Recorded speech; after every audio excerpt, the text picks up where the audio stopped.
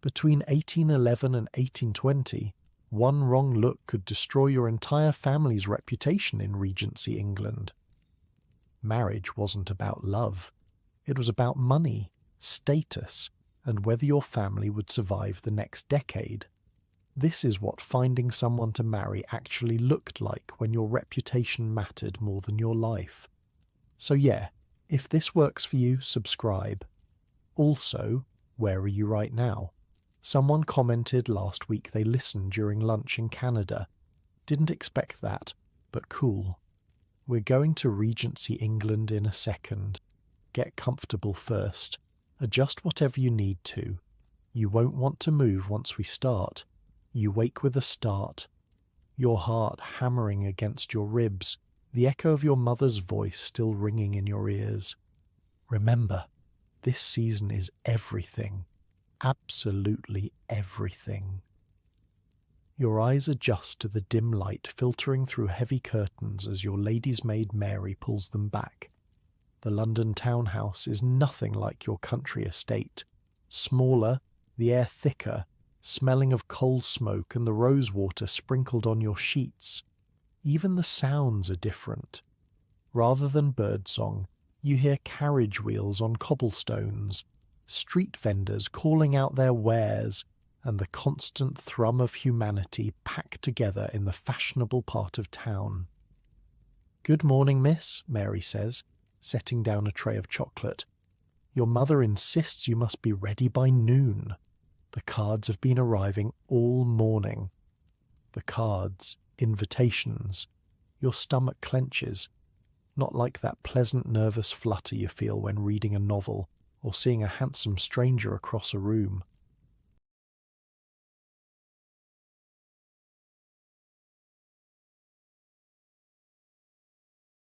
No, this is dread, pure and consuming. Unlike your warm, comfortable bed right now, your future hangs in perfect, terrifying balance. "How many?" you ask, pushing yourself up against the pillows. 7 so far, including one from Lady Jersey for Almack's on Wednesday. You nearly spill the chocolate down your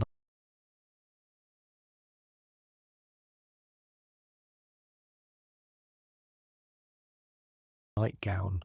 Almack's, the most exclusive assembly rooms in London, where the highest of high society gathers to dance, gossip, and most importantly, find suitable marriage partners.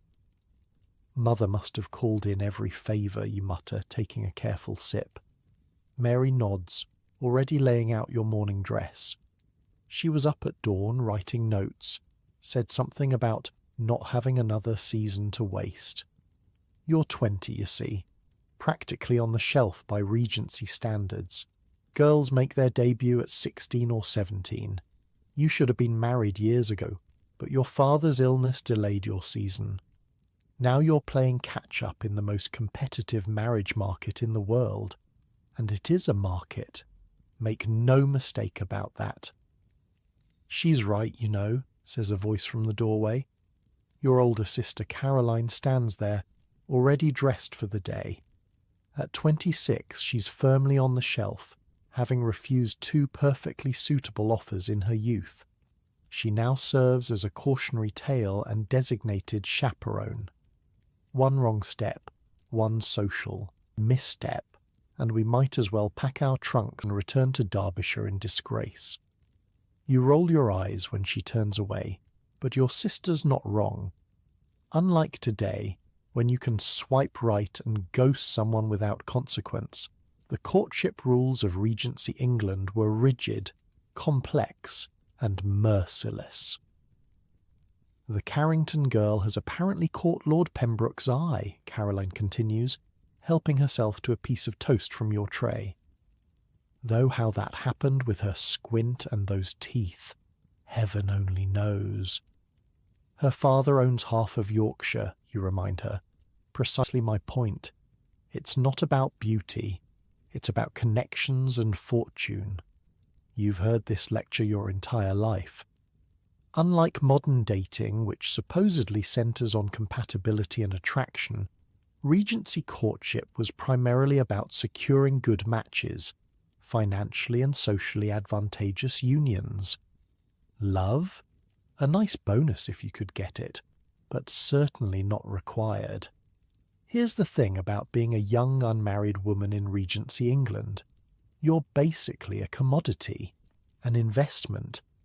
Your family has spent years and considerable fortune preparing you, teaching you to play the pianoforte passably well, to sing sweetly, but never too powerfully, to dance every fashionable dance, to speak a little French, to paint watercolours of flowers and landscapes, to embroider handkerchiefs, and to make utterly pointless small talk with utterly boring people.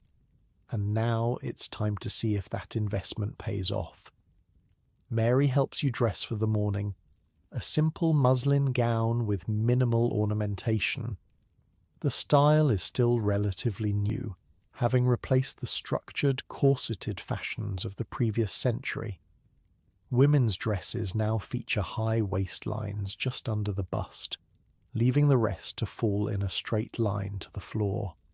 It's comfortable compared to what your mother wore in her youth, but you're still tightly laced underneath. Not too tight, you remind Mary as she pulls the stays. I'd like to be able to breathe today. Your mother specifically said, "My mother isn't the one having her internal organs rearranged," you counter, though you know it's futile. A small waist is still prized, even with the new fashions. Once dressed, your hair arranged in simple curls around your face, you descend to the breakfast room where your mother is already reviewing the day's schedule with military precision. Lady Worthington's musical at 2, then calls until 4, then home to change for dinner at the Pembrokes at 6, followed by Lady Sefton's ball. She barely looks up as you enter. "I've had your blue silk pressed for tonight. The colour suits you, and the Pembrokes will be bringing their second son. Recently returned from the peninsula with a colonel's pension and looking to settle." "Good morning to you too, mother," you say, reaching for the toast. She ignores your sarcasm. "The season is short and the competition fierce. We don't have the luxury of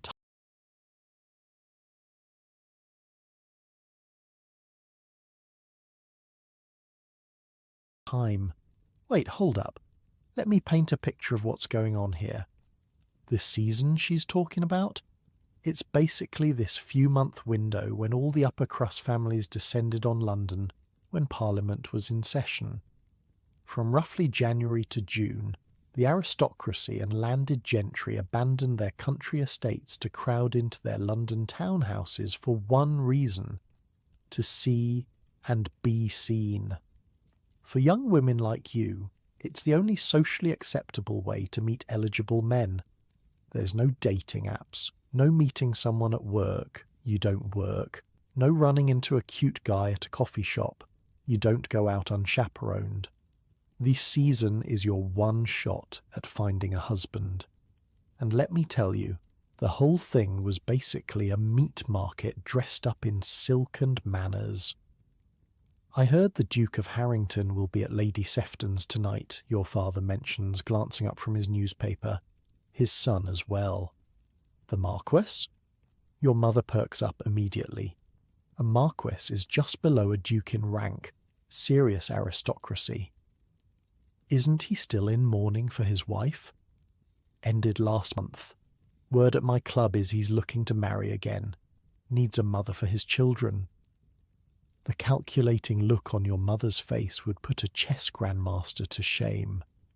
"We must ensure you stand up with him for at least one dance," she tells you, "though not more than 2, of course." Of course not. That's another Regency courtship rule for you. Dancing more than 2 dances with the same partner at a ball was practically announcing your engagement. Dancing the first dance or the supper dance with someone was particularly significant. It basically told everyone in the room, "We're interested in each other." "He's nearly 40, you protest. "He's a Marquess," your mother counters, as if that erases 2 decades of age difference. with 3 estates and connections to the royal family. You look to your father for support, but he's disappeared behind his newspaper again. This is how it goes. Your mother manages the social chess game of getting you married off. Your father provides the funds and occasional strategic advice. Now, your mother continues, we must discuss how to comport yourself. You'll need to be vivacious but not forward, intelligent but not intimidating, accomplished but not showing off. As she drones on, you let your mind wander. You've heard this speech 100 times before. The impossible tightrope walk of Regency courtship for women. Be desirable but not desiring. Be pure but not cold. Be educated but not opinionated. Are you listening? Your mother's sharp voice cuts through your thoughts. Yes, mother. Vivacious but not forward. I understand. She narrows her eyes, not believing you for a second. This isn't a game, dear. Your entire future, and by extension the family's, depends on making a good match. Your father's estate is entailed to his cousin upon his death. We've managed to set aside a modest dowry, but without a husband you'll be dependent on relatives' charity, and there it is, the brutal economics of being a woman in 1812. You can't inherit property. You can't have a profession. Your options are marriage or spinsterhood, living on whatever charity your family can spare. At least in your comfortable bed at night, you have some protection. These unmarried Regency women, they were one male relative's death away from potential poverty. After breakfast, you and Caroline prepare for the day's first social engagement, a morning call to Lady Worthington, your mother's old friend who has promised to take an interest in your season. In other words, she'll introduce you to the right people, share gossip about eligible bachelors, and generally help navigate the treacherous social waters. Your mother inspects you before you leave, adjusting a curl, straightening your Spencer jacket. Remember, first impressions are critical, she says, and for heaven's sake don't mention books. Men don't want to marry a bluestocking. Heaven forbid you show any sign of an active mind. The carriage ride to Lady Worthington's is short, just a few streets over in Mayfair. As you travel, Caroline gives you last-minute advice. Don't sit too close to any gentleman. Don't laugh too loudly. Don't express strong opinions. Don't eat too much at tea. Don't stare. Don't fidget. And whatever you do, don't find yourself alone with a man, even for a minute. So basically, don't be human, you mutter. Caroline gives you a sharp look. One misstep, one hint of impropriety, and your reputation is ruined. And once ruined, there's no recovery. That's not an exaggeration. In the Regency era, a young woman's reputation was her most valuable possession, more valuable than beauty, than accomplishments, than even money in some cases, because once it was tarnished, no respectable man would offer for her. Gossip spread through the ton. That's what they called high society, faster than a pandemic through a cruise ship. You're being dramatic, you say, though you know she isn't. Remember Eliza Hartwell from 3 seasons ago? You nod slowly. Everyone remembered Eliza. Caught in Lord Pemberton's library during a ball, alone, for less than 5 minutes. They were simply discussing a book by all accounts, but it didn't matter. Not a single offer that season nor the next. She married a merchant from Manchester in the end, lives there now, completely cut off from society. The horror in Caroline's voice when she says merchant tells you everything about class distinctions in Regency England. The aristocracy at the top, then the gentry, then the professional classes, and God forbid you married into trade. Wait, that's not entirely fair. Money was always the great equalizer. A very wealthy merchant's daughter might catch a cash-strapped nobleman. It happened. But there would always be whispers, always the slight curl of the lip when someone mentioned that his wife's father made his fortune in a cotton. The carriage pulls up to Lady Worthington's townhouse, a grand affair with columns and freshly painted black railings. A footman helps you down, and you follow your mother and sister to the door, your heart pounding slightly faster. This is it, your entry into the marriage market, the start of your audition for the role of someone's wife. Lady Worthington's drawing room is already crowded when you arrive, despite the early hour. Morning calls typically happen between 11 a.m. and 3 p.m., and the fashionable set makes dozens in a single day, staying just long enough to be seen, exchange gossip, and move on to the next house. Mrs. Harrington, and Miss Harrington, and Miss Caroline, how delightful, Lady Worthington exclaims, rising to greet you. She's a plump, cheerful woman in her 50s, draped in more jewellery than is strictly appropriate for mourning, but her position in society is secure enough that she can bend such rules. She kisses your mother on both cheeks and then turns her appraising eye on you. My dear, you've grown even lovelier since I saw you last summer. Such fine eyes, and your complexion. We must introduce you to everyone immediately. This is good. This is what you want. Lady Worthington's approval means something in this world. The right introduction from her can open doors. She leads you around the room, performing the necessary introductions. This is another critical rule of Regency courtship. You cannot speak to someone to whom you haven't been properly introduced by a mutual acquaintance. No sliding into DMs here. No casual hi at a bar. Everything must be formal. Everything must follow protocol. Lady Harrington, Miss Harrington, Miss Caroline Harrington, may I present Lord and Lady Pembroke, and their son, Mr. James Pembroke. You curtsy, they bow, pleasantries are exchanged. This happens a dozen times as you make your way around the room. Names blur together, but you force yourself to remember them. Forgetting someone's name or title is a social sin in this world. Then, across the room, you see him. Tall, dark-haired, with a face that appears to have been carved specifically to make young ladies lose their train of thought.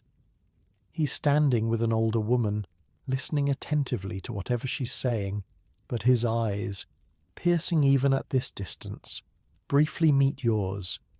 You look away immediately, heart hammering. Looking too long at a gentleman is considered forward, but you can't help glancing back, and this time he's definitely watching you. "Who is that?" you whisper to Caroline, trying to appear casual. She follows your gaze and her eyes widen slightly. The Marquis of Westmoreland, the Duke of Harrington's son, the one father mentioned at breakfast.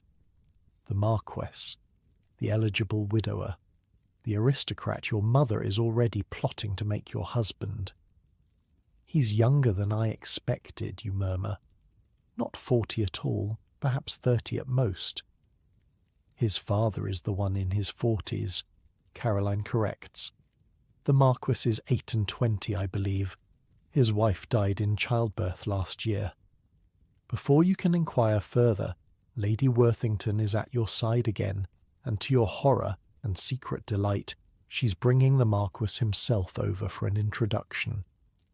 "Lady Harrington, Miss Harrington, Miss Caroline, allow me to present the Marquis of Westmoreland. Lord Westmoreland, may I introduce Lady Harrington and her daughters, Miss Harrington and Miss Caroline Harrington." You curtsy, desperately trying to remember all your mother's instructions. Not too deep, not too shallow, grace and elegance, back straight.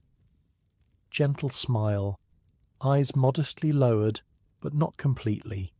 A quick glance up through the lashes is considered enchanting.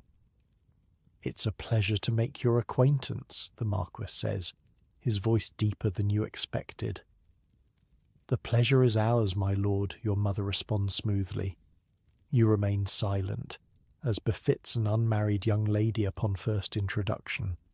Another rule: don't speak until spoken to. Don't appear too eager. Let the gentleman lead the conversation. "I understand you've just arrived in London for the season," he asks, addressing you directly. "Now you can speak." "Yes, my lord. Only yesterday." "And how do you find town after the country?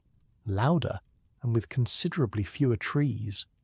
"Oh God, did you just make a joke? To a marquess? On first acquaintance?" You can practically feel your mother's horrified gaze burning into the side of your head. But then the Marquis does something unexpected. He laughs, a genuine laugh, not the polite chuckle of social obligation. An accurate assessment: the lack of trees is particularly deplorable, though I'm told the social advantages make up for the absence of nature. Is he teasing? Are you having actual banter with one of England's most eligible bachelors? "So I've been informed, my lord," you reply cautiously, "though I've yet to confirm it for myself. Perhaps you'll have an opportunity tonight. I believe we're both attending Lady Sefton's ball." Your mother jumps in before you can respond. "Indeed we are, Lord Westmoreland. We look forward to seeing you there." It's a dismissal, however polite. One does not monopolise a gentleman's attention during morning calls. It wouldn't be proper. The Marquis bows slightly. "Until tonight, then." As he moves away to speak with other guests, your mother grips your arm a little too tightly. "Well done," she whispers. "He noticed you. That's the first step." You nod, but you're not thinking about social climbing or advantageous matches. You're thinking about dark eyes that crinkled when he laughed, and the way he seemed to actually see you, not just another marriage prospect in a muslin dress. And that, right there, is the most dangerous thing in the Regency courtship game: genuine attraction. Because feelings, emotions, desire, those complicated everything. The game wasn't designed for love. It was designed for social order, for the preservation of bloodlines and fortunes, for alliance building between powerful families.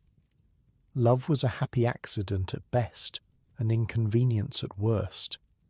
As the morning call continues, you find yourself searching the room for another glimpse of the Marquess, but he's engaged in conversation with an elderly gentleman near the window.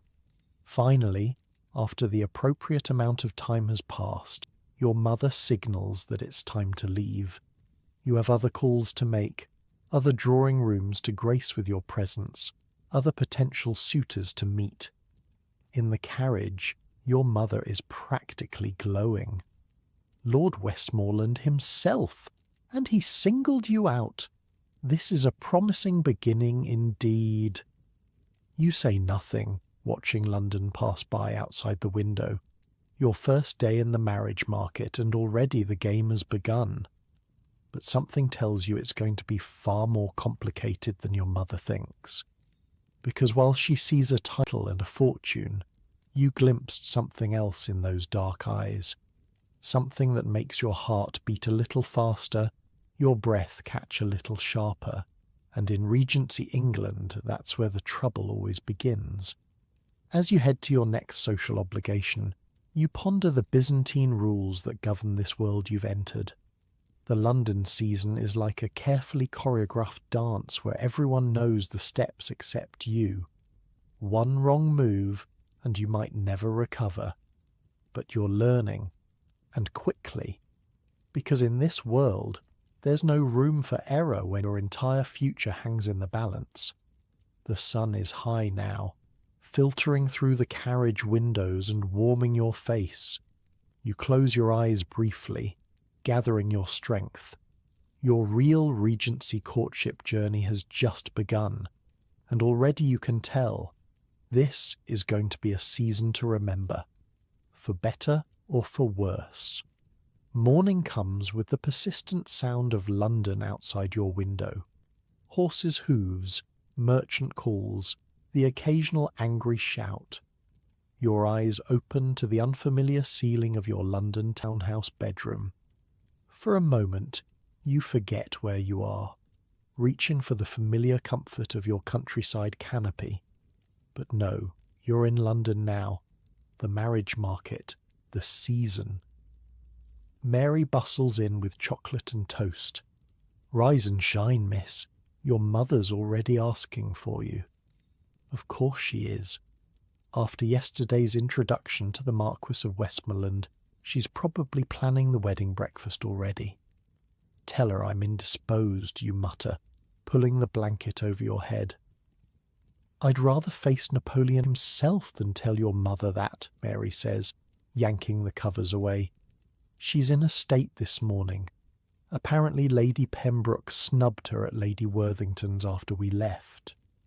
You groan, sitting up and accepting the chocolate. Society politics are exhausting, and you've barely dipped your toe in the waters. What kind of snub? The cutting kind. Turned her back amid conversation to speak with. The Duchess of Devonshire. Oh, that's bad. In the Regency social battlefield, subtle gestures carry the weight of cannonballs. A turned back, a lifted eyebrow, a seat not offered. These small actions can devastate reputations and close doors. It's a language all its own, and you're still learning the vocabulary. Did Mother do something to offend her, you ask, though you suspect the answer. Mary shrugs, laying out your morning dress, pale yellow muslin with tiny embroidered flowers along the hem. All I know is she's been writing notes since dawn and has rearranged today's schedule 3 times. You sigh, swinging your legs over the side of the bed. The wooden floor is cold beneath your bare feet, not like your thick carpets at home. Another reminder that you're somewhere new, playing by unfamiliar rules. As Mary helps you dress, pinning your hair into a simple but elegant arrangement of curls, you stare out the window at the narrow slice of London visible between buildings. The sky is grey, threatening rain, fitting for your mood. "There now," Mary says, stepping back to admire her work. "You look lovely, understated but refined, perfect for morning calls." You study your reflection in the looking-glass. The yellow brings some colour to your cheeks, and the style is flattering, but not too eye-catching, which is exactly the point. Morning visits require modest attire. Save the drama for evening balls. Your mother is indeed in the breakfast room, scribbling furiously on a piece of stationery. She barely looks up when you enter. "Finally," she says, folding the note and sealing it with his wax. "I've had to completely restructure our day. We'll no longer be attending the Pembrokes' dinner this evening." "Because of the snub?" you ask, reaching for a piece of toast. Your mother's eyes snap to yours. "How did you—" "Never mind." "Yes, because Lady Pembroke has shown her true colours. To think I once considered her a friend. The nerve of that woman, with her husband's gambling debts and her son's questionable associations." She continues in this vein for several minutes, her indignation growing with each perceived slight against the Pembroke family. This is another Regency survival skill, knowing whose star is rising and whose is falling, and adjusting your social calendar accordingly. "Instead," she says finally, composing herself, "we've been invited to dine with the Cartwrights. Sir William mentioned it yesterday, and I've sent a note accepting." You try to remember the Cartwrights from yesterday's whirlwind of introductions. The family with the 3 daughters, all married well? Precisely. Your mother nods approvingly. Lady Cartwright is known for her successful matchmaking.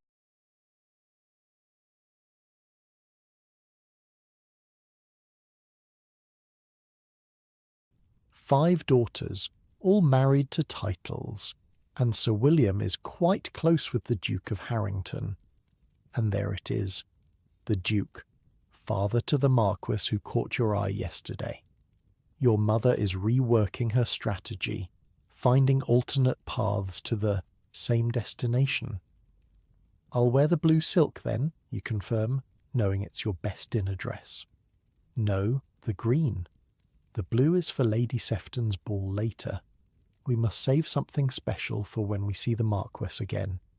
She says this so matter-of-factly, as if your future is already decided, mapped out in a series of carefully selected gowns and strategic appearances.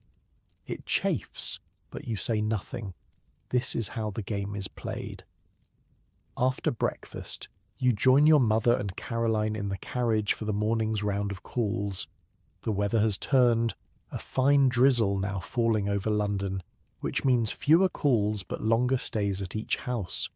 No one wants to be constantly moving between carriages in the rain. Remember, your mother says as the carriage pulls up to the first house, the Brightons have a son recently returned from Oxford. Second son, so no title, but a handsome living as a clergyman. Perfectly respectable. You nod dutifully. A clergyman isn't as exciting as a marquess, but your mother is nothing if not thorough in her cataloguing of eligible men. She's covering all bases, from the spectacular match to the merely acceptable. The Brightons' drawing-room is warm and welcoming, a fire crackling in the grate against the damp day. Mrs. Brighton greets you effusively, introducing her son Edward, a pleasant-faced young man of about 25, somewhat shy but with kind eyes. Miss Harrington, he says with a bow, a pleasure to make your acquaintance. You curtsy in return. The pleasure is mine, Mr. Brighton. This is it, the beginning of a potential courtship. The formal introduction has been made, and now you're free to engage in conversation under the watchful eyes of your mothers. It's as close to privacy as unmarried young people get in this era. I understand you're recently come from Derbyshire, he asks, taking a seat nearby, but not too near. Proximity is strictly regulated in Regency courtship. Yes, our estate is near Matlock, you reply. Do you know the area? I visited once as a boy. Beautiful country, very different from London. You smile, relaxing slightly. This is safe territory, bland observations about geography. Nothing too personal, nothing that could be considered forward. And you've been at Oxford, I understand, you ask, demonstrating that you've been properly briefed on his background. It's considered flattering to show interest in a gentleman's education or career. He nods, warming to the subject. Yes, studying theology. I've just been appointed to a living in Hertfordshire. Small parish, but quite charming. The conversation continues in this vein. Pleasant, proper, utterly unremarkable. Edward Brighton is exactly what a young clergyman should be. Respectable, educated, mild-mannered. He would make a perfectly suitable husband for someone. Just not you, you realise with an internal sigh. There's no spark, no connection. Nothing like the brief but charged interaction with the Marquis. Your mother, watching from across the room, seems to sense your lack of enthusiasm. She swoops in with a comment about the weather, effectively ending your tête-à-tête with Edward. Back in the carriage, she wastes no time. Well, what did you think of Mr. Brighton? He seems very nice, you offer, which is both true and damning with faint praise. Your mother's lips thin. Nice is underrated, my dear. Nice puts food on the table and a roof over your head. I thought we were aiming considerably higher than a roof, you can't help retorting, thinking of the Marquess and his undoubtedly magnificent estates. We are pursuing all viable options, she corrects. A smart general never commits all his forces to a single battle. Military metaphors aside, your mother's not wrong. The competition for the highest prizes in the marriage market wealthy peers with titles and estates, is fierce. The season brings hundreds of young women to London, all with the same goal, to secure the best possible match. Many will settle for far less than they hoped. The rain picks up as the carriage moves through London's crowded streets. Your next call is to the Merryweathers, a wealthy family recently elevated by the king for service to the crown. New money, new title, exactly the kind of family the old aristocracy both needs and resents. The Merryweathers' wealth comes from trade, Caroline informs you in a whisper as you approach their imposing townhouse. West Indies sugar. They bought the baronetcy just 3 years ago. And yet we're calling on them, you ask, genuinely curious.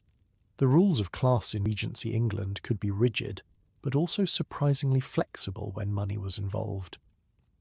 Lady Merryweather is cousin to Lady Jersey, your mother explains, naming one of the powerful patronesses of Almack's assembly rooms, and their son is said to have 30,000 a year.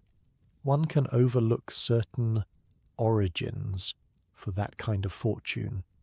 In other words, new money is still money, and the aristocracy, for all its pretensions, is often cash poor. Many a noble family has been saved from ruin by marrying a daughter of trade with a hefty dowry. The Merryweathers' drawing room speaks volumes about their position in society. Everything is new, expensive, and just slightly too ornate to be in the best taste. Mrs. Merryweather, Lady Merryweather now, is dressed in the height of fashion, perhaps a touch too elaborately for morning calls. Lady Harrington, Miss Caroline, how delightful, she exclaims, her accent betraying hints of a less refined upbringing than she'd probably like. Please do come in. The weather is simply dreadful, isn't it? You're introduced to the assembled company, including the Merryweather's son, Sir James, a handsome enough young man with an air of someone still growing accustomed to his newfound status. He bows correctly, but doesn't quite meet your eyes. Sir James has just purchased a racing curricle, Lady Merryweather announces proudly, the very same model as the Prince Regent's. The curricle, a light, fast, two-wheeled carriage pulled by matched horses, is the sports car of Regency England. Expensive, showy, and slightly dangerous. Perfect for a young man eager to establish himself in society. How impressive, your mother replies with a smile that doesn't quite reach her eyes. This is the subtle dance of class in action. The Merryweathers, despite their new title and enormous wealth, are trying too hard. The old aristocracy, like your mother, notices every misstep, every slight gaudiness, every hint that they weren't born to this world. But they'll never say so directly. That wouldn't be polite. And yet, as the visit progresses, you can't help but warm to Lady Merryweather. She's trying so earnestly, and beneath the slightly overdone exterior is as genuine kindness. When she mentions a charitable project for war widows, her passion is real and admirable. Miss Harrington, Sir James says, finally approaching after half an hour of lurking near the window, I understand you're new to London this season. You confirm that yes, this is your first proper season, having been delayed by family matters. Then perhaps you haven't yet seen Hyde Park during the fashionable hour. It's quite the spectacle on a fine day.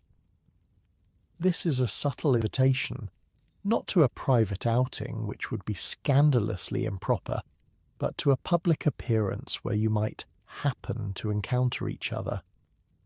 I've not yet had the pleasure, you reply carefully. Weather permitting, everyone who is anyone rides or drives there between 5 and 7, he continues. My curricle is a particular shade of blue that's quite distinctive. In other words, look for me, I'll be showing off my expensive carriage. You smile non-committally, neither encouraging nor rebuffing. It's a skill you're quickly developing. The art of keeping options open without committing to anything. When the visit ends, your mother is surprisingly positive about the Merryweathers. New money, yes, but a good deal of it, and a baronet is nothing to sneeze at. Sir James seems properly taken with you. He seemed most taken with his curricle, to be honest, you reply as the carriage pulls away. Caroline laughs. Men and their toys. But Mother's right. He'd be a solid match. Not spectacular like the Marquis, but respectable and wealthy. You're learning that the Regency marriage market is all about tiers. At the top are the peers, dukes, marquises, earls, viscounts, and barons in descending order of status. Then come the baronets and knights, then landed gentry without titles, but with good family names and estates, then the professions, clergymen, military officers, lawyers, doctors, and finally trade and commerce, regardless of wealth. But there are complications and exceptions. A duke's penniless younger son might rank below a wealthy baronet in actual marriage prospects. An earl's daughter might marry a rich merchant to save her family's estate from debt. Money matters, blood matters, but the precise calculus is complex and ever-changing.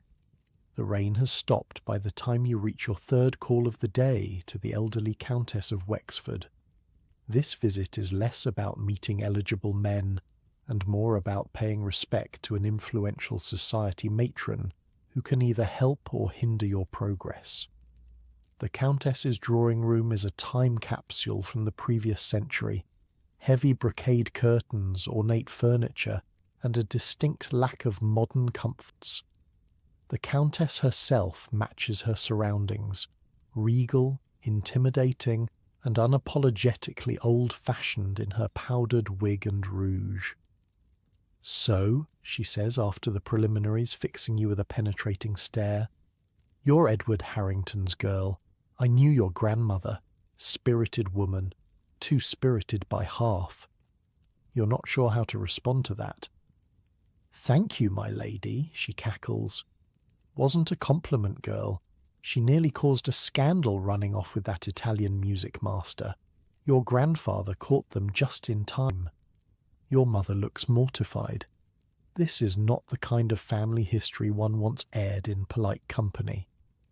But the Countess seems to be enjoying herself enormously.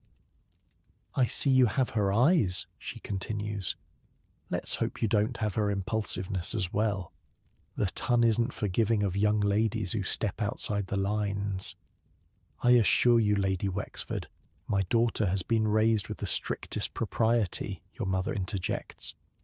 The Countess waves this away. Of course. But blood tells, my dear. Blood tells." She turns back to you. "I hear Westmoreland noticed you at Worthington's yesterday. Interesting." You feel your cheeks warm slightly. How does she know that? The old gossip network is terrifyingly efficient. "It was a brief introduction, nothing more," you say carefully. She studies you like a particularly interesting insect. Handsome man, the Marquis. Rich as Croesus. Still mourning his wife, they say, but it's been a year. Proper mourning time observed. He'll be looking to marry again soon. Needs an heir. This bluntness about marriage prospects would be shocking from anyone else, but the elderly Countess can get away with it. Age and rank have their privileges. "Lady Wexford, really?" your mother protests weakly. "Oh, don't be such a prude, Harriet. We all know why you've brought your daughter to London, and it's not for the theatre. The girl should know what she's up against. Half the mammas in London have their eyes on Westmoreland for their daughters." The Countess leans forward, dropping her voice conspiratorially. "Word of advice, girl. If you want to catch him, don't play the simpering miss. His first wife was a spirited thing. Clever, opinionated. He liked that about her. These modern men, they claim to want biddable wives, but the clever ones know better. You're not sure." whether to be scandalized or grateful for this unexpected advice. Before you can decide, the Countess changes the subject abruptly, asking about your father's health and the condition of your family estate. The moment of frankness is over, but her words linger in your mind.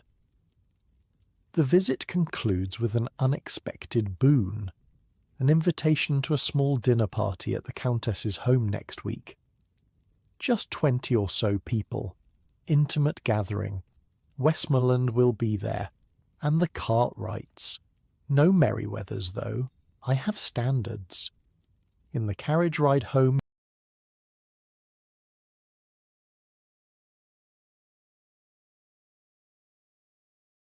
your mother is practically giddy. An invitation to Lady Wexford's dinner. That's a coup. She only entertains the most select company. And did you hear? The Marquis will be there. I heard, you reply, thinking about the Countess's advice. Don't play the simpering miss. Be clever. Be spirited. It's almost the opposite of everything you've been taught about proper behaviour for young ladies seeking husbands. The afternoon stretches before you, a rare few hours of rest before preparing for the evening's dinner at the Cartwrights and the ball that will follow. You retreat to your bedroom, grateful for the reprieve, and find yourself drawn to the window. The rain has cleared, leaving London washed clean, the afternoon sun glinting off wet cobblestones. Below, in the street, life goes on. Servants running errands, tradespeople making deliveries, a group of children playing some sort of game with sticks and a ball. Your world has narrowed to drawing rooms and ballrooms, to the minutiae of proper behaviour and strategic socialising. It's exhausting, this constant performance, and you're only 2 days into the season. A knock at the door interrupts your thoughts. Mary enters with a package. Just delivered for you, miss. Curious, you open it to find a small, elegantly bound book of poetry, Wordsworth's lyrical ballads. Inside the cover is a simple note in a bold, masculine hand. For those moments when London lacks trees. W. Westmoreland. It has to be. Referencing your comment from yesterday about the city's distinct lack of nature. Your heart does a strange little flip. This is significant. A gift, however small, is a clear indication of interest. But it's also dangerously close to improper. Unmarried ladies aren't supposed to accept gifts from gentlemen who aren't family members or fiancés. Who delivered this? You ask Mary. The Marquess's footman, miss. Very proper about it. Handed it directly to Mr. Jenkins at the door. At least the delivery was above board. Still, if your mother knew... Let's keep this between us for now, you tell Mary, tucking the book into your bedside drawer. She grins, always ready to participate in a small conspiracy. Yes, miss. Shall I tell you if any more mysterious packages arrive? Please do, and Mary, thank you. Left alone again, you lie back on your bed, staring at the ceiling, mind racing. The game is becoming more complicated. The Marquis is showing interest. Real interest, it seems. But why you? There must be dozens of eligible young ladies in London with larger dowries, better connections, more impressive lineages. Perhaps the Countess was right.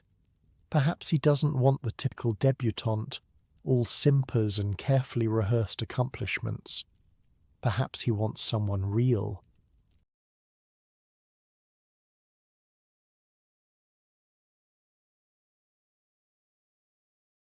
The thought is both thrilling and terrifying, because if there's one thing you've learned about Regency courtship so far, it's that real is rarely part of the equation. As the afternoon light begins to fade, you rise to prepare for the evening ahead. The Cartwrights' dinner, then Lady Sefton's ball. More rules to follow, more impressions to make, more subtle negotiations in the complex business of finding a husband. But now, there's a new element in play, a marquess who sends poetry, a hint that perhaps, just perhaps, there might be more to this season than social climbing and strategic matches. You open the drawer and touch the book's leather cover, a small act of rebellion, accepting this gift. A tiny crack in the rigid facade of propriety that governs your world. Tonight, at the ball, you'll see him again. And suddenly, the prospect of donning your blue silk gown and facing another evening of social navigation doesn't seem quite so tedious. Because amid all the rules and restrictions of Regency courtship, something unexpected is happening. Something real. It takes nearly 2 hours to prepare for the evening's events. 2 hours of Mary pulling your corset strings, arranging your hair, and helping you into your dinner dress. A deep green silk that catches the light when you move. 2 hours to transform from a normal human being into a marriage prospect. "Hold still, miss," Mary mutters, pins clamped between her lips as she secures an ornamental comb in your hair. Almost done.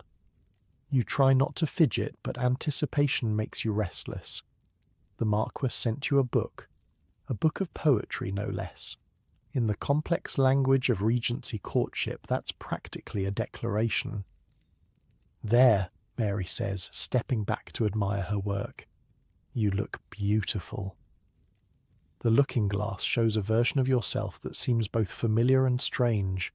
Hair arranged in fashionable curls, cheeks pinched to bring colour, lips bitten for the same reason. The green dress is more daring than your usual attire, cut lower across the chest than your mother typically allows. But she approved it specifically for tonight, evidence of her shifting strategy. With the Marquess potentially in play, more risks are acceptable. Your mother appears in the doorway, already dressed for the evening. "Lovely," she pronounces. "The green brings out your eyes. Now remember, at dinner you'll likely be seated next to Sir William's nephew. He's in Parliament, quite promising. But at the ball, we'll ensure you stand up with the Marquess for at least one dance. No more than 2, of course." "Of course," you echo, dancing more. Than twice would be tantamount to announcing an engagement. Another peculiar rule in the Regent's courtship playbook. Caroline joins you, looking elegant if somewhat subdued in pale blue. At 26, she's given up hope of marriage for herself and embraced her role as chaperone and companion. Sometimes you catch her watching younger girls with a mixture of relief and regret. Relief at no longer being on display in the marriage market. Regret for opportunities missed. "Shall we?" your mother says, leading the way downstairs where your father waits by the front door, resplendent in his evening attire. He kisses your forehead as you reach him. "My beautiful girls," he says, including Caroline in his smile. "Try to enjoy yourselves tonight, won't you? It's not all about husband hunting, you know."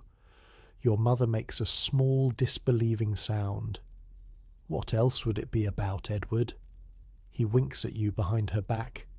"Your father understands the pressures you face, though he can't shield you from them.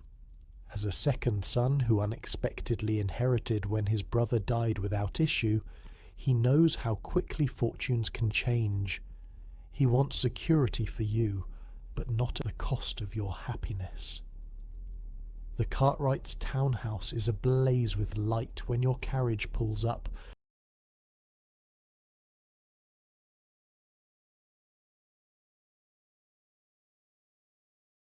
Every window glowing in welcome. A footman helps you down, and you join the stream of elegantly dressed guests making their way inside. London's elite out in their finery, a parade of wealth and status on display. Lady Cartwright greets you effusively in the entrance hall, air-kissing your mother and complimenting your dress. She's famous for her matchmaking skills, having successfully married off all 5 of her daughters to men of rank and fortune. The fact that 3 of those marriages are reportedly miserable is conveniently overlooked in society's accounting of her success. "Miss Harrington, you must meet my nephew," she says, beckoning to a young man hovering nearby. "Mr. James Wilson, recently elected to Parliament. Such a clever mind for politics." Mr. Wilson bows. He's handsome enough, you suppose, tall and fair-haired, with an air of self-importance that suggests he's well aware of his own worth in the marriage market. A promising politician with good connections can afford to aim high. "Miss Harrington," he says, voice pitched to carry just far enough for those nearby to hear his gallantry. "Lady Cartwright mentioned your beauty, but her description falls short of reality." You curtsy, murmuring an appropriate response to this rehearsed compliment. The opening moves of courtship are so standardized they might as well be a quadrille, with everyone knowing the steps in advance. When dinner is announced, Mr. Wilson offers his arm to escort you in. As your mother predicted, you're seated beside him at the long table glittering with silver and crystal. On your other side is an elderly gentleman who immediately turns to speak with the lady beyond him, leaving you at the mercy of Mr. Wilson's conversation for the duration of the meal. "I understand your family's estate is in Derbyshire," he begins predictably. "Yes, near Matlock. Beautiful country. I rode through there last autumn on my way to visit Lord Spencer." The name-dropping is deliberate, establishing his social connections. You nod politely, taking a small sip of wine. The Regency dinner table is as much a battleground for social positioning as any other arena. "And do you enjoy London so far?" he continues. "I imagine it's quite a change from country life." "It's certainly more crowded," you reply, "and considerably less green." He laughs, a bit too heartily for the mild jest. "Indeed, though you'll find plenty of diversions to make up for the lack of natural beauty. The theatre, the opera, assemblies, and balls."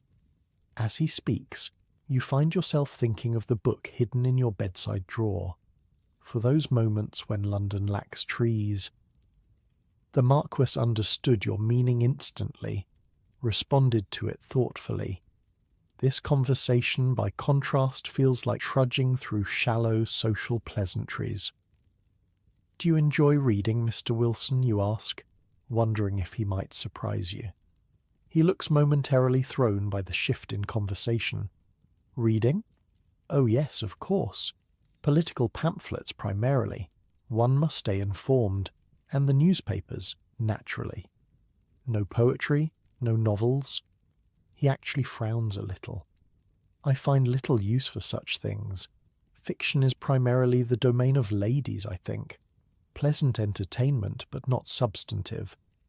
You bite back a sharper response. This dismissal of ladies' reading is common enough, but still irritating. Instead, you steer the conversation to safer ground. The latest news from Parliament, a subject on which Mr. Wilson is only too happy to expound at length. By the time the ladies withdraw to leave the gentlemen to their port and politics, you've learned far more than you ever wanted to know about Mr. Wilson's political opinions, and almost nothing about him as a person. He's a type, not an individual. The ambitious young politician on the rise, looking for a suitable wife to advance his career. In the drawing room, the ladies engage in the time-honoured tradition of discussing the gentlemen in their absence. "Mr. Wilson seemed quite taken with you," Lady Cartwright says, materialising at your side. "He's considered quite a catch, you know. His father left him a tidy fortune, and with his political connections he's sure to rise far." You make a non-committal sound, which she naturally interprets as encouragement. "He's particular about accomplishments in a wife," she continues, "musical ability especially. He mentioned you haven't yet had the opportunity to demonstrate yours. And there it is, the trap. In the Regency marriage market, a young lady's accomplishments are her stock in trade. Playing an instrument, Singing, drawing, painting, dancing, speaking modern languages, fine, needlework. These are the skills that supposedly demonstrate your worth as a potential wife. Never mind intelligence or character or compatibility. Can you entertain guests at the pianoforte? I play a little, you admit, which is both true and a considerable understatement. Your mother insisted on years of lessons, and you took to the instrument naturally. But you've never enjoyed performing for strangers, having your worth assessed by how prettily you can render a sonata. Excellent! Lady Cartwright claps her hands. You must play for us when the gentlemen join us. Mr. Wilson particularly enjoys Mozart. You're cornered, and you know it. To refuse would be unforgivably rude. To admit your reluctance would mark you as lacking proper feminine modesty. Yes, the paradox is real. You must be accomplished but humble about it, skilled but reluctant to display those skills. When the gentlemen eventually rejoin the ladies, Lady Cartwright wastes no time. Miss Harrington has agreed to favour us with the performance, she announces, gesturing to the pianoforte in the corner. She plays, I'm told, quite beautifully. All eyes turn to you. Your mother gives you an encouraging nod. Mr. Wilson looks pleased, settling into a chair near the instrument. There's no escape. You move to the pianoforte, arranging your skirts as you sit. The keys are cool beneath your fingers as you take a moment to compose yourself. Then, decision made, you begin to play. Not Mozart as suggested. Instead, you choose Beethoven, his Moonlight Sonata, haunting and melancholy. It's not the typical drawing room piece, not designed to show off technical skill with showy flourishes, but it's music that speaks, that means something. As you play, the room falls silent. The gentle, rolling arpeggios fill the space, creating a moment of genuine emotion amid all the social artifice. You lose yourself a little in the piece, forgetting you're supposed to be showcasing your marriageability. When the last notes fade, there's a moment of silence before the applause begins. Your mother looks surprised but pleased. Mr. Wilson appears slightly bewildered, as if he's not sure whether to be impressed or confused by your choice. Beautifully played, says a deep voice from the doorway. You look up, startled. The Marquis of Westmoreland stands there, evidently a late arrival to the dinner. His dark eyes meet yours across the room, and you feel that same strange flutter in your chest. "Thank you, my lord," you reply, voice steadier than you feel. Lady Cartwright hurries over to greet him, delighted by this unexpected addition to her party. "Lord Westmoreland, what a pleasant surprise. We had not expected you until the ball," he bows to her. "My apologies for missing dinner. Another engagement ran late. But I'm glad I arrived in time to hear Miss Harrington play. She has a remarkable sensitivity for Beethoven." The fact that he recognized the piece, that he commented on your interpretation rather than merely complimenting your skill, warms you in a way Mr. Wilson's generic praise never could. Mr. Wilson, sensing competition, quickly joins the conversation. Indeed, Miss Harrington plays charmingly, though I confess I'm more partial to Mozart myself. Perhaps something lighter for your next piece. You're saved from having to respond by Lady Cartwright announcing it's time to depart for Lady Sefton's ball. There's a general movement as everyone gathers wraps and gloves. Footmen are dispatched to bring carriages around, and the party begins to disperse. In the controlled chaos, the Marquis somehow ends up beside you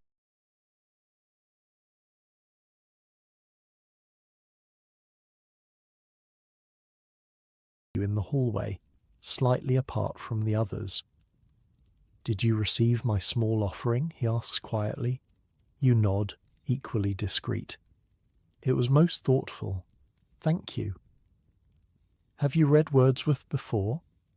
Yes, though I prefer his earlier works. The more recent poems seem to have lost some of their initial fire. His eyebrows rise slightly, surprised perhaps that you have an actual opinion rather than polite appreciation. An interesting observation. I'd be curious to hear more of your thoughts on the matter. Before you can respond, your mother appears at your side. Ah, Lord Westmoreland, how lovely to see you again. Will you be attending Lady Sefton's ball as well? The moment of genuine connection breaks. You're back to the social dance, the careful navigation of propriety. Indeed, Lady Harrington, I look forward to seeing you all there, he replies smoothly. The journey to Lady Sefton's is short, your family's carriage joining the line of vehicles depositing elegantly dressed guests at one of the ton's most anticipated balls of the early season. Inside, the house is transformed, chandeliers blazing with hundreds of candles, flowers banked against the walls, a small orchestra tuning up in the ballroom. The receiving line moves slowly as each guest properly greets Lady Sefton. By the time you enter the ballroom itself, the space is already crowded, a swirl of colourful gowns and black evening dress. Remember, your mother murmurs, don't accept more than 2 dances with any gentleman, and try to secure the supper dance with someone suitable. That's particularly significant. You nod, having heard these instructions a dozen times. The supper dance is indeed special. It means sitting with your partner during the midnight meal, a chance for extended conversation. Accepting the supper dance from a gentleman signals serious interest. Your dance card, the small booklet where you record your promised dances, fills quickly. Mr. Wilson secures the first, a country dance that has you moving up and down the line, changing partners periodically. He performs the steps competently, if not gracefully, and makes sure to compliment you during the brief moments you're together. You dance as beautifully as you play, Miss Harrington, he says. Thank you, sir. You're too kind. It's all so scripted, so proper, so empty of real connection. The second dance, you stand up with Sir James Merryweather, who talks enthusiastically about his curricle and his plans to drive in Hyde Park the next day, weather permitting. The third is with a friend of your father's, an older gentleman who knew you as a child and treats you with avuncular affection. And then, as the orchestra begins the 4th set, the Marquis appears before you, bowing formally. Miss Harrington, may I have the honour of this dance? Your heart quickens. The honour is mine, my lord. It's a waltz, still somewhat scandalous despite having been approved at Olmec several years ago. The dance requires actual physical contact, the gentleman's hand at the lady's waist, the lady's hand on his shoulder, gloved, of course, but still closer than any other socially sanctioned touch between unmarried men and women. The Marquis leads you to the floor, taking his position as the music begins. His hand is firm at your waist, guiding you into the first turn. He dances well, with the confident grace of someone who doesn't need to count steps or worry about where his feet should go. You caused quite a stir with your choice of music earlier, he says, as you moved together through the waltz pattern. Did I? I merely played what I felt like playing. Exactly. Most young ladies would have chosen something designed to showcase technical skill. You chose emotion over display. You look up at him, surprised by his perception. Perhaps I'm not very good at the marriage market game, my lord. He laughs softly. Or perhaps you're playing a different game entirely. The waltz continues, the two of you moving in perfect synchronicity.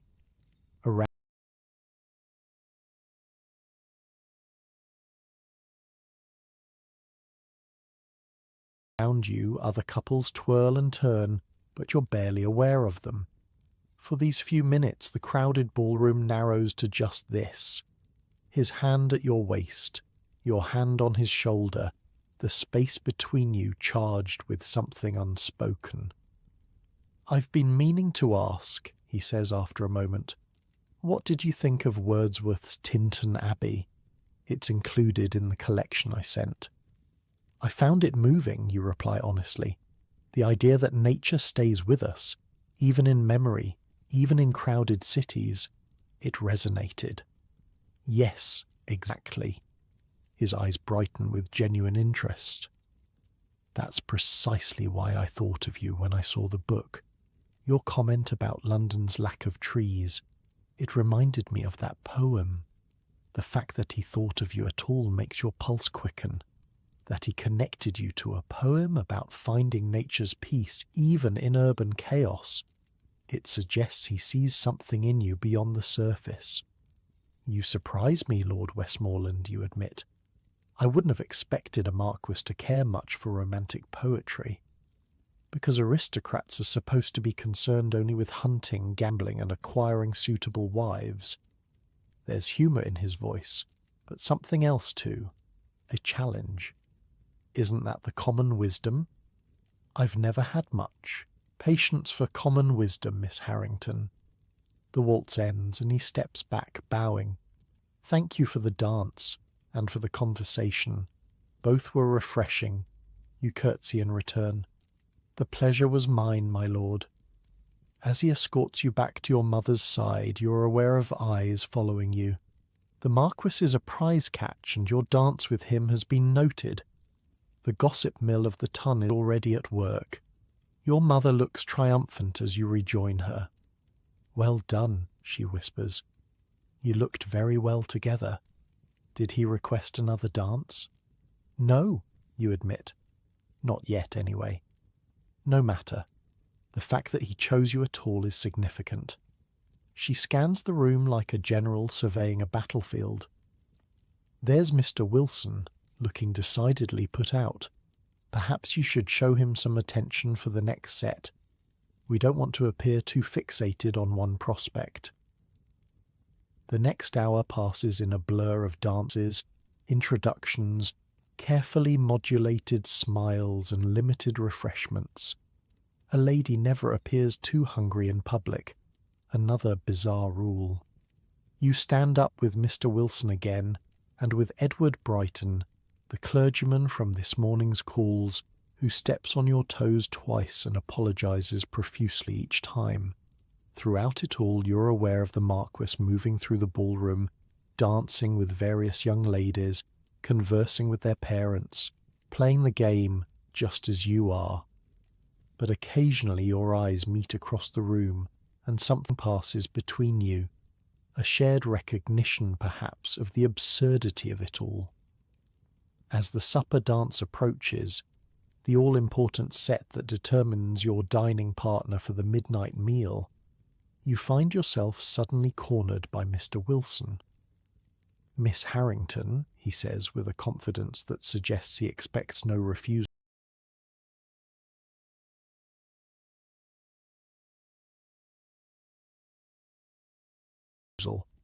"May I request the honour of the supper dance?" Before you can respond, another voice cuts in smoothly. "I believe Miss Harrington already promised that dance to me." The Marquis of Westmoreland stands there, a slight smile playing about his lips. "It's a lie, of course. You made no such promise. But it's a lie you're more than happy to support." "Indeed, my lord," you say, grateful for the rescue. "I did." Mr. Wilson's face falls slightly, but he recovers quickly. "Another time, perhaps," he says, bowing and retreating. When he's out of earshot, you turn to the Marquis. "Thank you for the timely intervention, though I don't recall promising you the supper dance." "A gentleman's memory is selective when it suits him," he replies with a wink. "But now that I've claimed it, would you do me the honour of making my falsehood true? May I have the supper dance, Miss Harrington?" The flutter returns to your chest, stronger now. "You may, my lord." He writes his name in your dance card. his hand briefly brushing yours, a tiny transgression, thrilling in its impropriety. "Until then," he says, and walks away, leaving you both anticipatory and confused. What game is he playing? He could have his pick of any eligible young lady in London. Why show such marked interest in you? You don't have long to ponder these questions. The orchestra strikes up again, and you're claimed for another country dance, then another. The night whirls on, a kaleidoscope of faces and music and carefully deployed accomplishments. Young ladies take turns at the pianoforte, displaying their musical talents. Others showcase their singing voices, their graceful dancing, their charming French accents.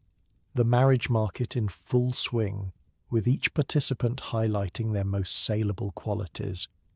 And through it all, you wait for the supper dance, for the midnight meal, for the chance to understand what the Marquis sees when he looks at you.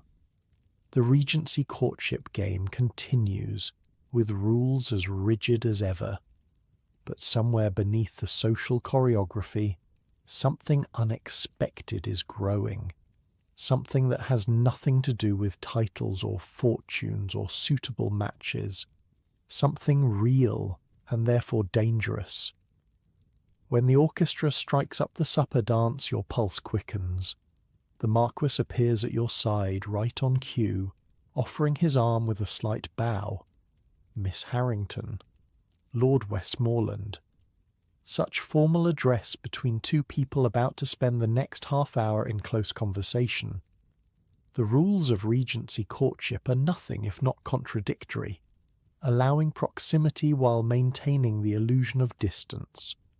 The supper dance is a cotillion, less intimate than the waltz, but more complex, with intricate patterns that require concentration. As you move through the figures, the Marquis proves himself an excellent dancer, guiding you with subtle pressure of his hand, anticipating each turn. "You dance well," he observes during a moment when you're paired together. "As do you, my lord.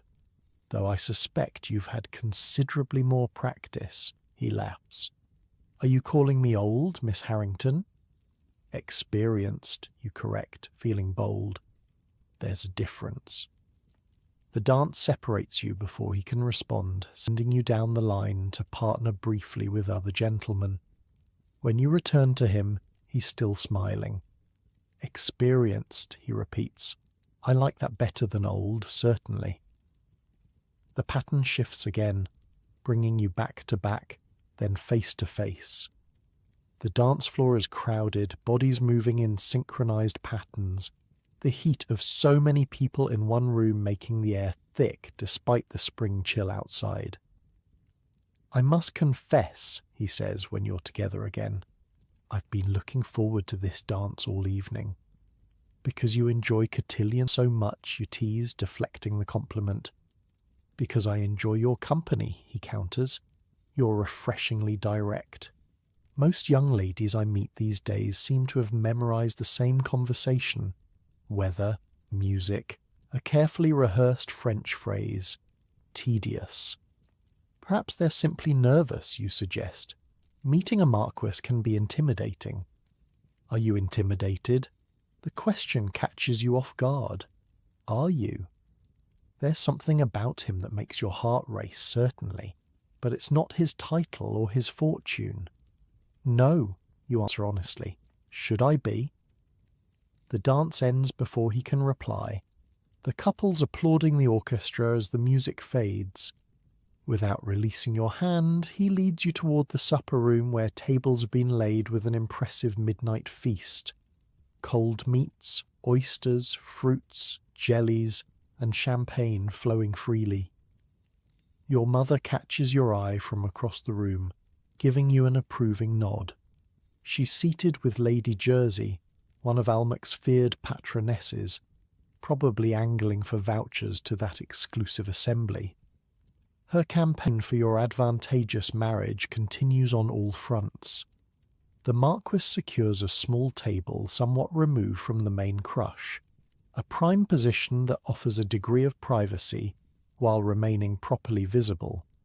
Another demonstration of his social status. Lesser mortals make do with crowded tables in poor locations. You never answered my question, you remind him, as a footman serves champagne. Which question was that? Though his tone suggests he remembers perfectly well. Whether I should be intimidated by you. He considers this, dark eyes studying your face. No, I don't think you should. But many would say a healthy degree of caution is warranted when dealing with a man in my position. Because you're a marquess. Because I'm a widower with a young daughter, considerable estates, and according to the gossips, in desperate need of a new marchioness.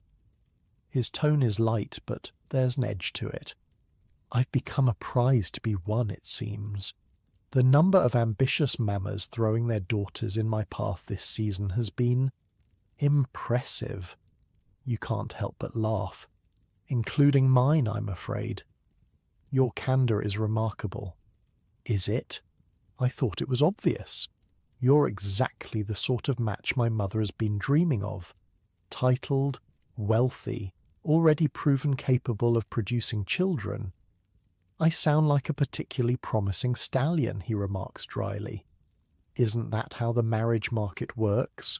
We're all assessed for our breeding potential and social advantages, like prized horses at Tattersall's. He chokes slightly on his champagne, eyes crinkling with genuine amusement. Not the comparison most young ladies would draw, but accurate enough. Around you, the supper room buzzes with conversation and laughter. Couples lean close together, seizing this rare opportunity for conversation without a parent or chaperone hovering directly beside them. Across the room, you spot Caroline watching you with curious interest. Mr. Wilson glowers from another table, clearly displeased at having lost the supper dance to a competitor. So tell me, the Marquis says, if you find the marriage market so distasteful, what would you prefer? To choose your own husband based solely on personal preference? Is that so radical? To want some say in who I'll spend my life with? For many, yes. Marriage has always been about alliance, about property and inheritance.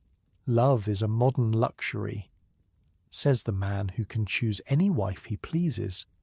His expression softens. You think I have freedom of choice? In some ways, perhaps. But my position comes with its own constraints. The future Marchioness of Westmoreland can't simply be any woman I happen to admire. She'll be mistress 5 estates, stepmother to my daughter, eventually Duchess of Harrington. Society has expectations. There's something in his voice, a note of frustration perhaps, that makes you wonder if he's speaking from experience. Had there been someone he couldn't choose because of those expectations? And what about your expectations, my lord? What do you look for in a potential marchioness? He studies you for a moment, as if deciding how honest to be. Intelligence, he says finally. Compassion. Strength of character. Someone who can hold her own in any company. Someone real. The word echoes your earlier thoughts. Real. Not a perfectly trained debutante performing her accomplishments on command, but a person. Someone who might challenge him, surprise him. And what of love, you ask, the champagne perhaps making you bolder than you should be? Does that factor into your calculations at all? A shadow crosses his face. I loved my wife deeply. Her loss. He pauses, composing himself. I don't expect to find that kind of love twice in one lifetime, but mutual respect, companionship, friendship, those matter greatly. You feel a pang of something, not quite jealousy, but a strange sadness for a woman you never met who was so loved by this man. I'm sorry, you say quietly, about your wife. It must have been terrible to lose her. He looks surprised, as if he didn't expect genuine sympathy. Thank you. It was, is, Eleanor was. He stops again, clearly uncomfortable discussing such personal matters in this setting. But that's hardly appropriate conversation for a ball supper. The moment of real connection passes, social convention reasserting itself. He smoothly changes the subject to safer ground, whether you're enjoying London, which events you plan to attend, if you've yet visited the British Museum. For the rest of the supper, you converse pleasantly on neutral topics. He's well informed and articulate, with a dry wit that makes even discussions of weather interesting. You find yourself laughing often, aware of curious glances from nearby tables. Being singled out by the Marquess has made you an object of interest and speculation. I think we're causing a stir, you observe, nodding discreetly toward a group of ladies openly watching your table. He follows your gaze and grimaces slightly. The Tun's favourite pastime, gossiping about potential matches. By tomorrow I expect we'll be engaged according to half of London. Only half? You underestimate the speed of gossip. I'd give it until breakfast. This earns another genuine laugh. You may be right. The rumour mill is particularly efficient when it comes to my supposed matrimonial intentions. He leans forward slightly. Does it bother you, being the subject of such talk? You consider the question seriously. I don't know. I've never been in this position before. I imagine it depends on what they're saying. That the mysterious country Miss Harrington has somehow captured the interest of London's most eligible widower. I'd call that flattering rather than scandalous. Mysterious? Is that how I'm seen? He shrugs. You made your debut late. You play Beethoven instead of fashionable Italian compositions. You speak your mind when most young ladies are content to agree with whatever opinion is expressed. Yes, I'd say you've cultivated an air of mystery intentionally or not. You're not sure how to respond to this assessment. You've never thought of yourself as mysterious, just slightly out of step with what society expects. Supper concludes, and the Marquess escorts you back to the ballroom where the orchestra is reassembling for the next set of dances. Your mother materializes at your side, her timing impeccable as always. Lord Westmoreland, you must allow me to steal my daughter away for a moment, she says with practised charm. Lady Sefton was just asking after her. It's a transparent excuse, but the Marquess accepts it graciously. Of course, Lady Harrington. Miss Harrington, thank you for the pleasure of your company at supper. I hope we might continue our conversation another time. I would like that, you reply, perhaps too earnestly. He bows and moves away, immediately surrounded by other guests eager for his attention. The most eligible man in the room is never left alone for long. Your mother steers you toward the refreshment table, her grip on your arm betraying her excitement. Well, she demands in a whisper, what did he say? He seemed thoroughly engaged in your conversation. We discussed music, the weather, the British Museum, you say, deliberately vague. The real substance of your conversation feels too private to share. She looks disappointed. Nothing more? Significant? No hint of his intentions? Mother, I've known him for all of 2 days. He has no intentions beyond polite conversation. She purses her lips, unconvinced. Men in his position don't waste time on polite conversation, unless they're interested. He could have requested the supper dance with any young lady here. He chose you. That means something. Before you can argue further, you're approached by Sir James Merryweather, eager to secure you for the next dance. Your mother smiles encouragingly.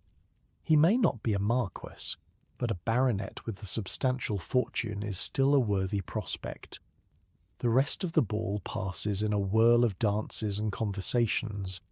You stand up with various partners, including Mr. Wilson, still sulking about losing the supper dance, Edward Brighton, still stepping on your toes, and even an elderly duke who claims he knew your grandmother in her heyday.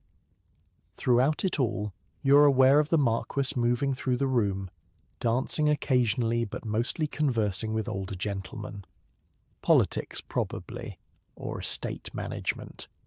The serious business conducted at social events under the guise of pleasure. He does approach you again, and you try not to feel disappointed.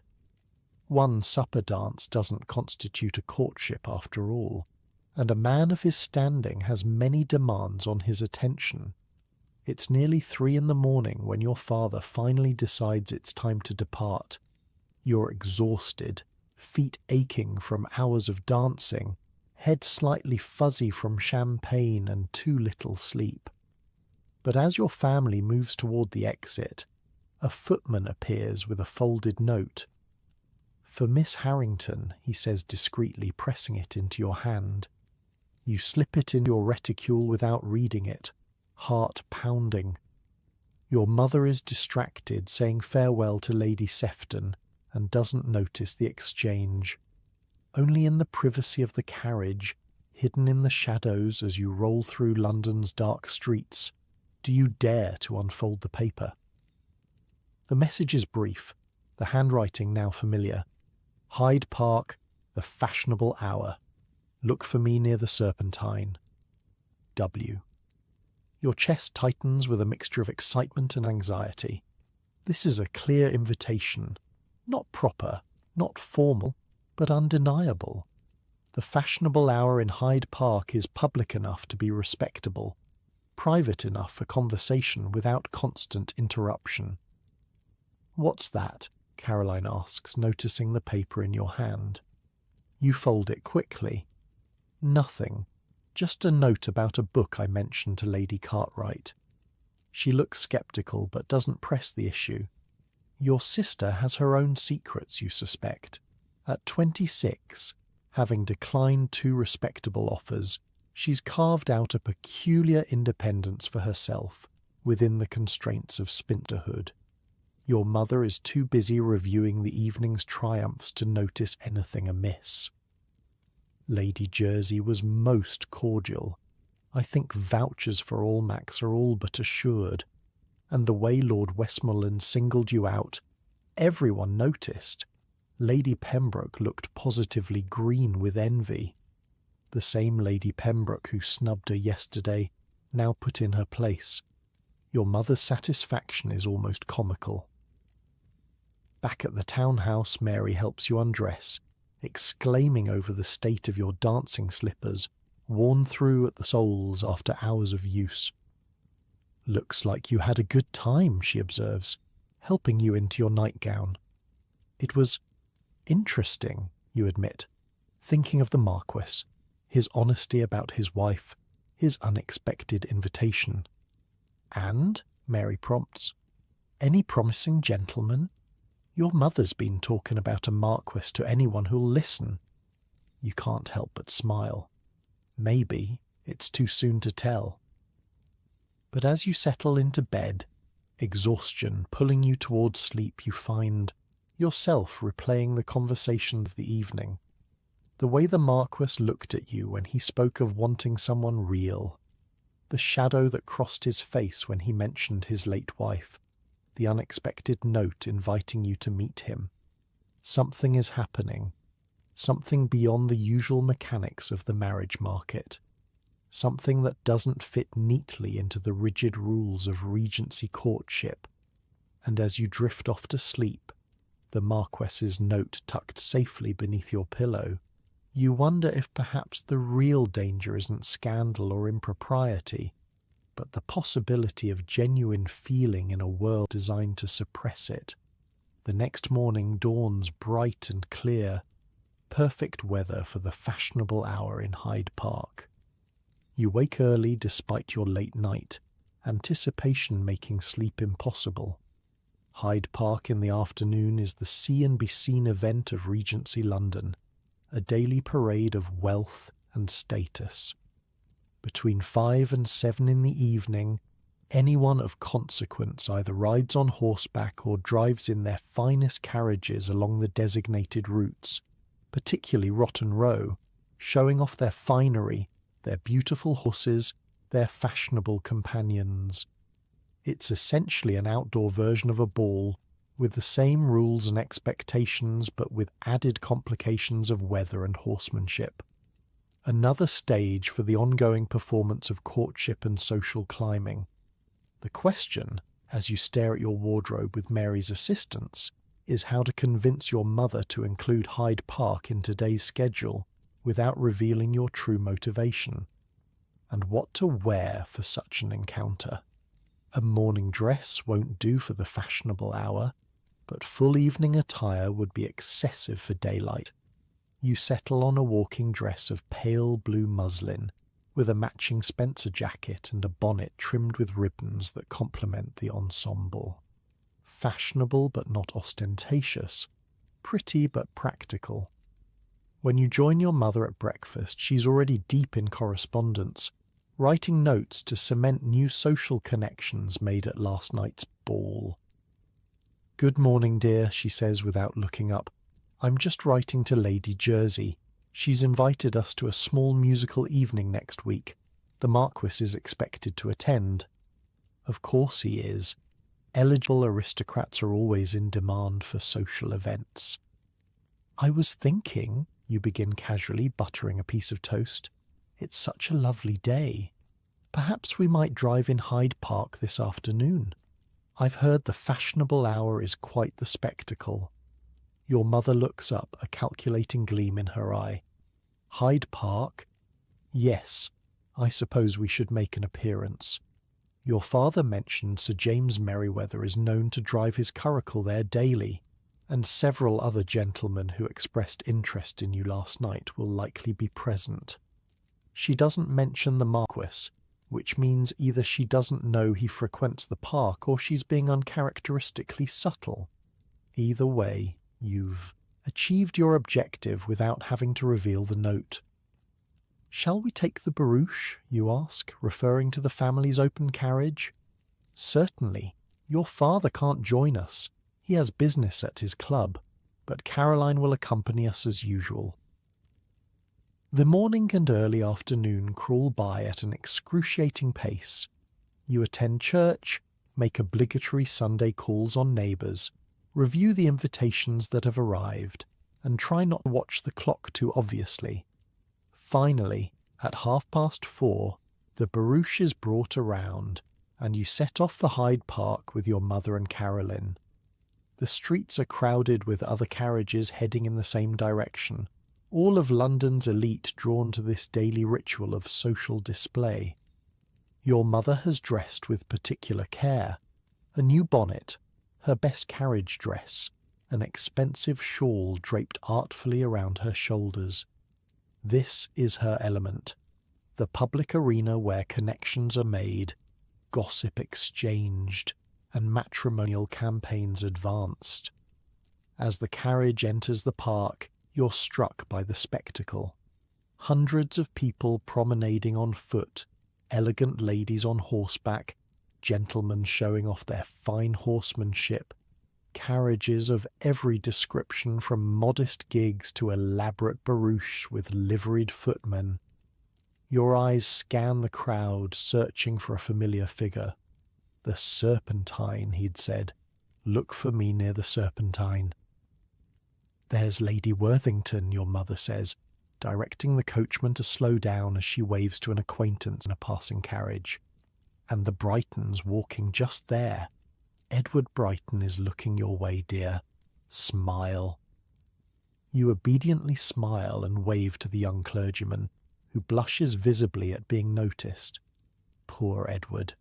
So earnest, so easily flustered. The barouche continues its stately progress through the park, your mother pointing out notable figures and exchanging greetings. You recognise many faces from last night's ball, the same social set simply transposed to a different venue, and then you see him, the Marquis of Westmoreland, mounted on a magnificent black stallion. waiting near the edge of the Serpentine just as he promised. Your heart performs a traitorous little leap at the sight of him. He spots your carriage and raises his hand in greeting, nudging his horse forward to intercept you. "Lady Harrington, Miss Caroline," he says, bowing slightly from the saddle. "What a pleasant surprise." The lie is smooth, his expression revealing nothing of your prearranged meeting. He's playing the game perfectly. "Lord Westmoreland," your mother gushes, "how fortunate to encounter you. We were just admiring the park. Such a lovely day for a drive." Indeed it is. Perfect weather. He turns his attention to you. "Miss Harrington, do you ride?" "Yes, though I haven't had the opportunity since arriving in London." "A shame. The park is best appreciated on horseback, I think. Perhaps one day you might join me for a morning ride, with your mother's permission and proper accompaniment, of course." The invitation is both proper and improper, offering a chance for less supervised conversation while maintaining the appearance of respectability. Morning rides in the park are acceptable for unmarried ladies, provided they have a groom or companion with them. Your mother practically vibrates with excitement. "What a delightful idea! Caroline is an excellent horsewoman as well. She would be happy to accompany you, wouldn't you, dear?" Caroline, looking amused at being volunteered, nods her agreement. "Certainly. I haven't ridden in an age." "Excellent," the Marquis says. "Shall we say tomorrow at 10? I can arrange for suitable mounts to be brought to your home." And just like that, it's settled. A legitimate reason to spend time in his company, with Caroline as chaperone rather than your more vigilant mother.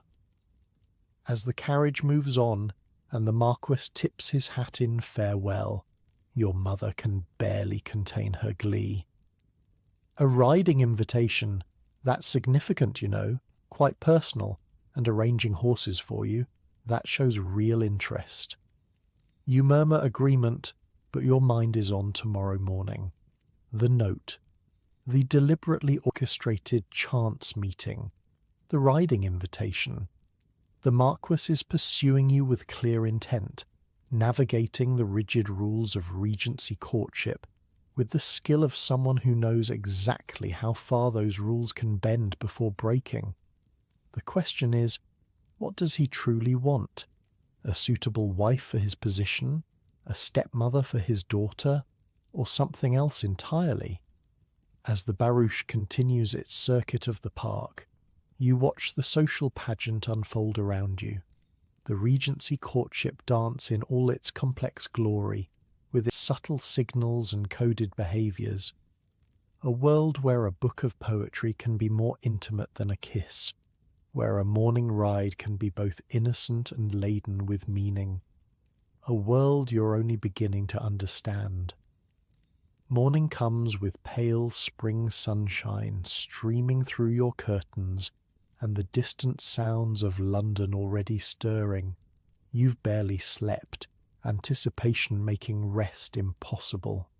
Today you'll ride with the Marquis, a proper outing with Caroline as chaperone, but still the closest thing to privacy you're likely to get. Mary bustles in earlier than usual, already aware of the day's plans. "Your mother's been up since dawn, miss. Ordered your riding habit brushed and pressed twice. She's in quite a state." You can imagine. The possibility of securing a Marquis as a son-in-law has your mother practically vibrating with excitement.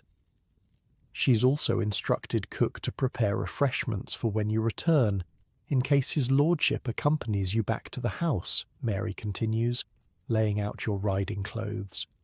And had the drawing-room rearranged. Twice. You groan, burying your face in your pillow. She's going to frighten him away with her eagerness. I doubt that, miss. Men like his lordship are used to mothers, throwing their daughters at them. Besides, she adds with a sly smile, he seems particularly interested in you, not your mother's arrangements. The riding habit Mary helps you into is the finest you own. Dark blue superfine wool with military-inspired braiding across the bodice. The jacket fits snugly, nipped at the waist, with a matching skirt cut fuller and longer than normal to accommodate riding side saddle. A jaunty hat with a small veil completes the ensemble. You study your reflection in the looking glass. The blue brings out your eyes, and the tailored lines of the habit emphasize your figure to advantage. It's amazing how clothing designed for a practical purpose, riding, can still be fashioned to display a lady's form so effectively. "You look beautiful, miss," Mary says, adjusting your hat one last time. "Very elegant." Downstairs your mother is indeed in a frenzy of preparation, directing servants, rearranging flowers, and fussing over every detail as if the Prince Regent himself were coming to call.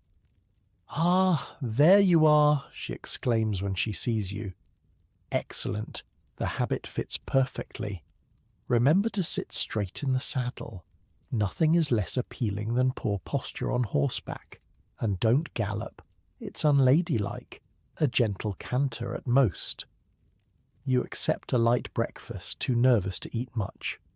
Caroline joins you, dressed in her own riding habit of deep green. She looks amused at the commotion. "I believe this is the most excitement our morning ride has caused since I was caught conversing with Lord Pembroke's son without a chaperone in '08, she says dryly. "Mother nearly had an apoplexy."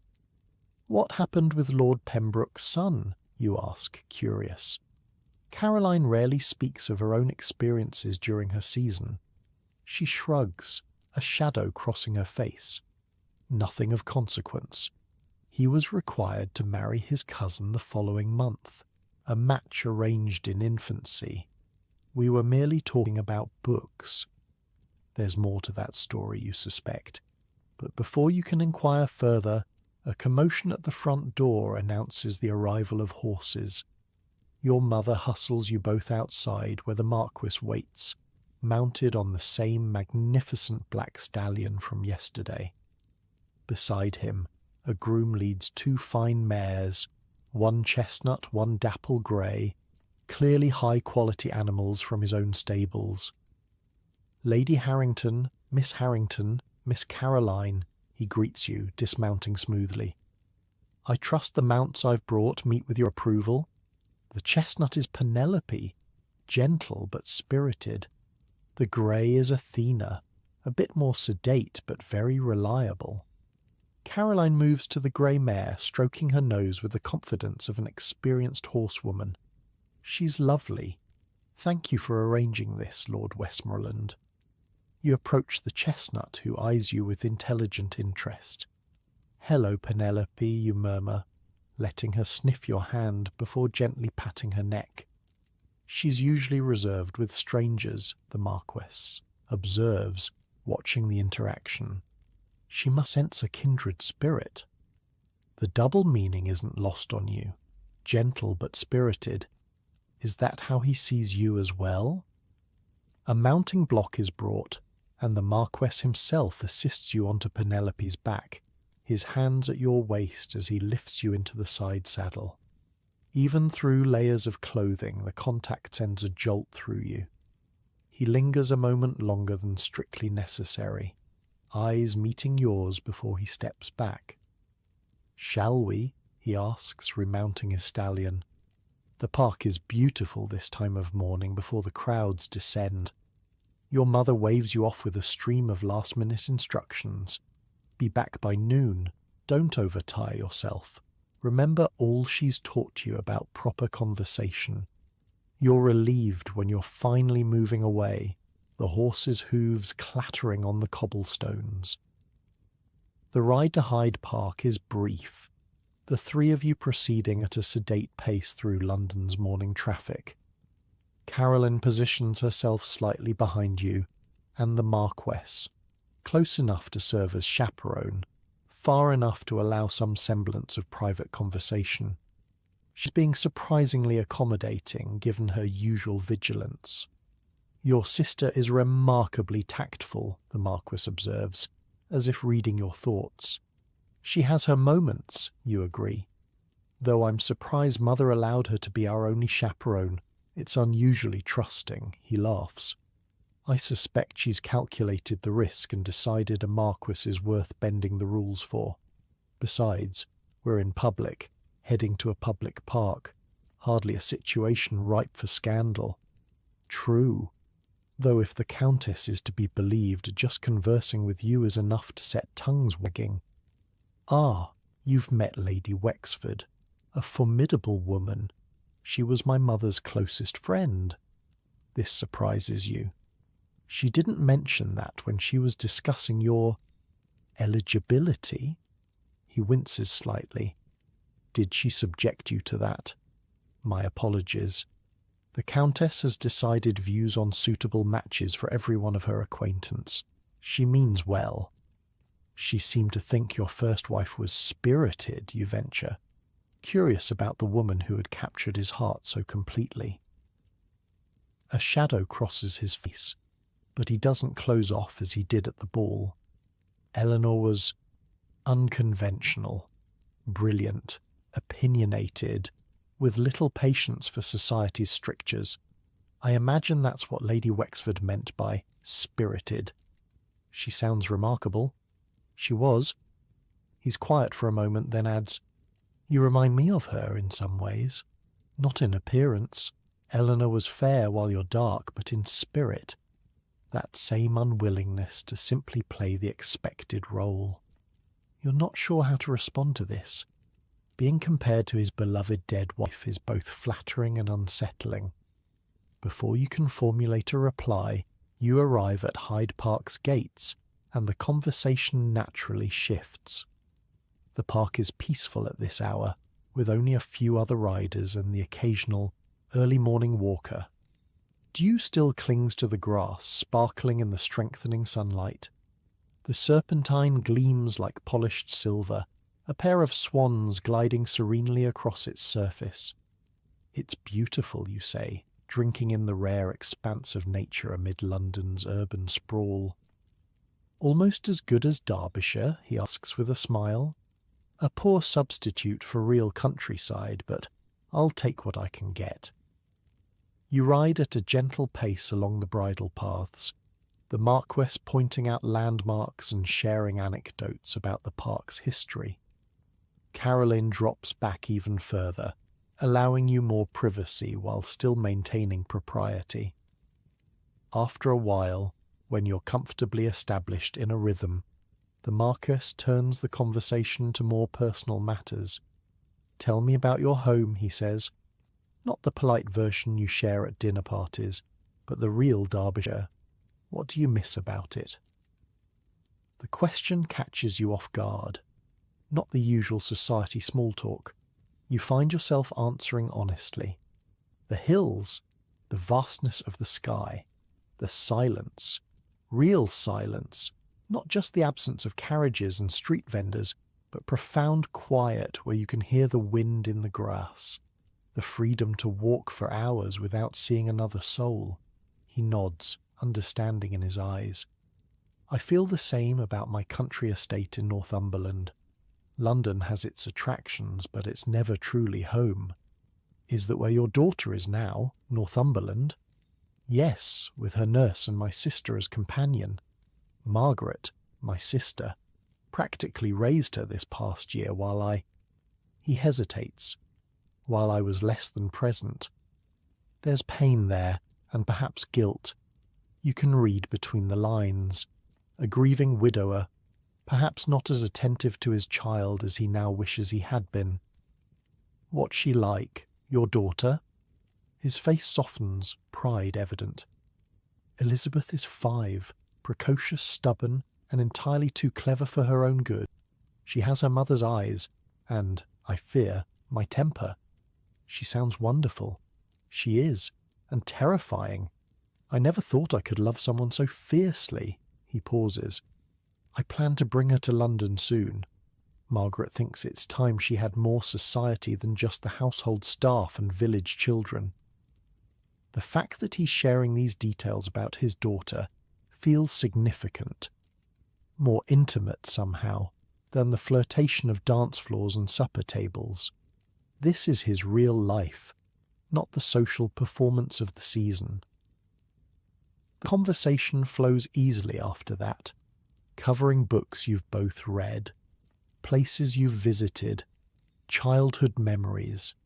He tells you about growing up as the heir to a dukedom, the weight of expectations, his rebellion at Oxford. You share stories of your own upbringing, the freedom of your countryside childhood, your father's progressive ideas about education for daughters, your mother's increasingly desperate attempts to turn you into a proper lady. It's the longest, most honest conversation you've had with anyone outside your family in years. No calculated responses, no careful management of impressions, just two people talking. At one point he guides his horse closer to yours, reaching out to adjust your reins slightly. You're letting her drift left, he explains, his hand brushing yours in the process. The contact, brief as it is, sends that now familiar jolt through you. His eyes meet yours, and for a moment everything else fades. The park, the horses, even Caroline in the background. There's just this connection, this understanding passing between you. Then a group of riders appears around the bend, shattering the moment. The Marquis straightens, putting proper distance between your horses as decorum requires. But something has shifted, something important acknowledged. As you turn back toward home, the conversation becomes more general again, with Caroline rejoining you. But there are glances, small smiles, a new awareness humming between you and the Marquis. At your townhouse, he accepts your mother's eagerly offered refreshments, spending another hour in the drawing room making polite conversation. He's charming with your mother, respectful with your father, easy with Caroline, a perfect gentleman caller, observing all proprieties. Yet his eyes find yours often across the room, carrying private meaning that makes your heart race. When he finally takes his leave, he bows over your hand. I've greatly enjoyed our ride, Miss Harrington. Perhaps we might correspond about those books we discussed. I have several volumes I think might interest you. And there it is, the next significant step in Regency courtship, a request to correspond, to exchange letters. So much more meaningful than it might sound to modern ears. In an era when unmarried men and women were never left alone, when physical contact was limited to the briefest touch of gloved hands, letters were the one place where genuine feelings could be expressed, the one private space in an otherwise public courtship. Your mother, hovering nearby, practically glows with triumph. How lovely! My daughter is quite the literary enthusiast, my lord. So I've gathered, he replies with a smile. Her insights on Wordsworth were most illuminating. After he's gone, your mother wastes no time. A request to correspond, after just one proper outing. This is progressing even faster than I'd hoped. She bustles off to write notes to her closest friends, eager to share this development. Your father watches her go with fond exasperation. Are you pleased with this attention from Lord Westmoreland? He asks when you're alone. Unlike your mother, he seems genuinely interested in your feelings. I think so, you admit. He's not what I expected. A marquis with a personality beyond his title. Revolutionary, he teases. Then more seriously, be careful, my dear. The stakes in this game are high, especially with a man of his standing. I know, father. But do you really? The Regency courtship dance is fraught with pitfalls for the unwary. One misstep can ruin a reputation. One hasty action can lead to consequences impossible to undo. And there's something else weighing on you. the ghost of Eleanor, the first Marchioness, a woman so loved that her husband still carries her memory like a physical presence. How does one compete with a perfect memory? What if you're just a pale substitute, a necessary replacement for a man who needs a mother for his child and a mistress for his estates? The next morning brings a package delivered by the Marquess's footman. Inside is not one but 3 books, a volume of Byron's poetry, a novel by Maria Edgeworth, and a slim collection of sonnets, and with them a letter. You take the package to your room before opening the folded paper, heart pounding. This is it, the beginning of real correspondence, the most intimate form of communication allowed between unmarried persons in the Regency era.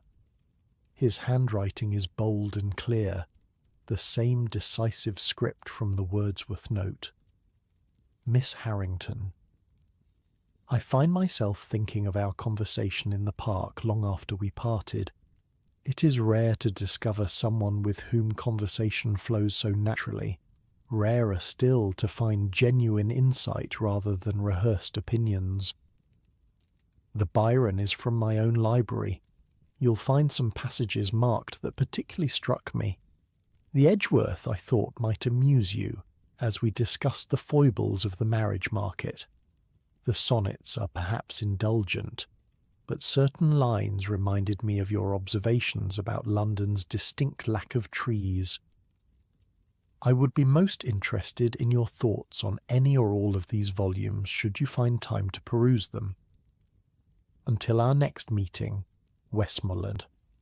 Formal in address, but increasingly personal in content. Not quite a love letter, but certainly more than a casual note between acquaintances.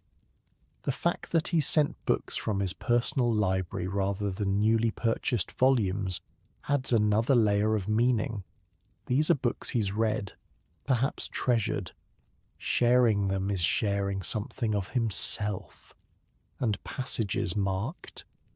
In the Regency era, this was an established way of communicating feelings that couldn't be explicitly stated.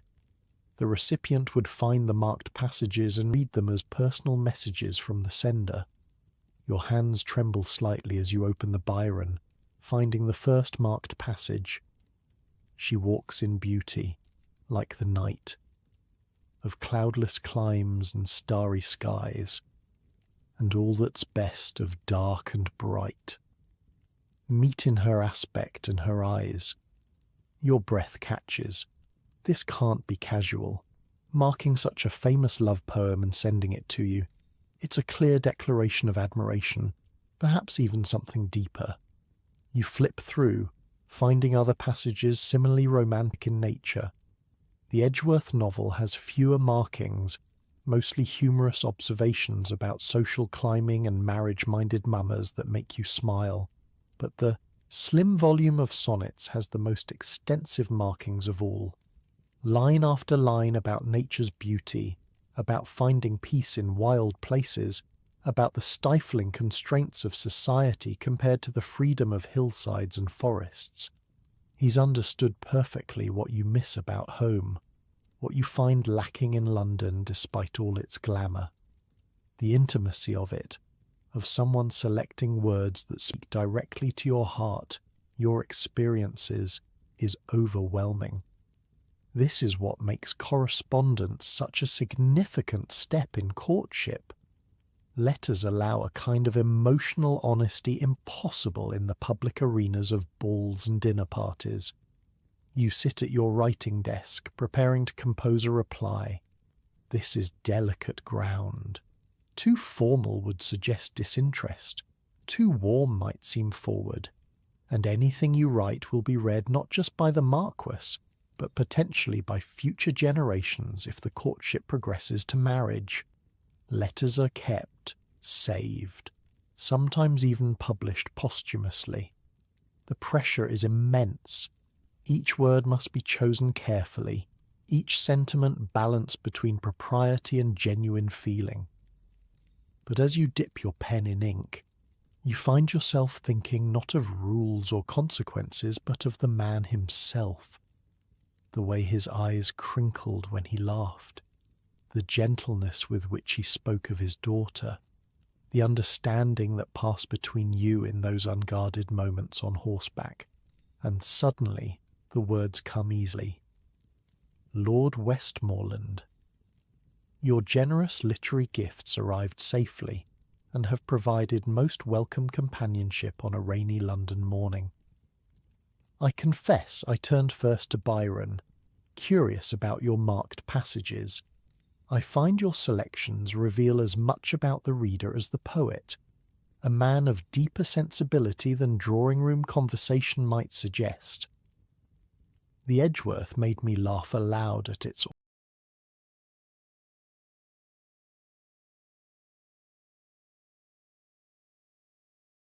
all too accurate portrayal of certain marriage-minded mammas, none of whom bear any resemblance to my own dear mother naturally.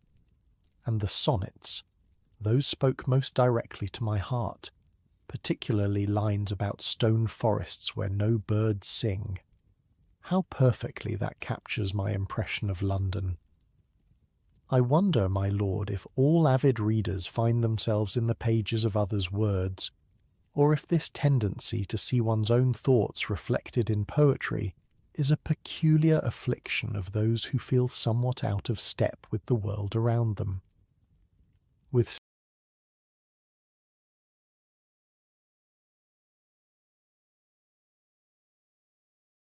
sincere appreciation for the literary respite from London's endless social engagements, your name. You read it over, wondering if it's too revealing, too personal. But no, this is the purpose of correspondence, to move beyond the superficial, to establish a deeper connection. If the Marquis is sincere in his interest, he'll welcome your honesty. If not, better to know now before your heart becomes more deeply engaged. You seal the letter, arranging for it to be delivered to his London residence. And then the waiting begins, the exquisite anticipation that is both torture and delight. This is the rhythm of Regency courtship, public performances at balls and dinner parties, the rare semi-private conversations during rides or walks, and the secret world of letters where true feelings might finally find expression. A dance of approach and retreat, of revelation and restraint. A game with the highest possible stakes, your future, your happiness, perhaps even your heart. And you're only just learning the rules. The response comes faster than you expected, the very next day. Another package delivered discreetly by his lordship's footman, containing a single book and another letter. The book is a rare edition of Austen's Sense and Sensibility, published anonymously by a lady just the previous year. It's clear he's chosen it with care, a novel about two sisters navigating the treacherous waters of courtship and marriage. You take it to your window seat, the only place in the house where you can reliably find a moment's privacy. The letter is longer this time, his handwriting somehow more relaxed, as if he's grown comfortable corresponding with you. Miss Harrington.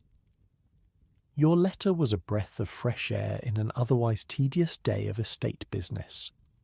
You ask if all readers find themselves in others' words, a thoughtful question I've pondered myself. I believe the best writers speak universal truths that resonate across experiences, yet each reader finds their own unique reflection, like looking at the same moon from different windows, perhaps.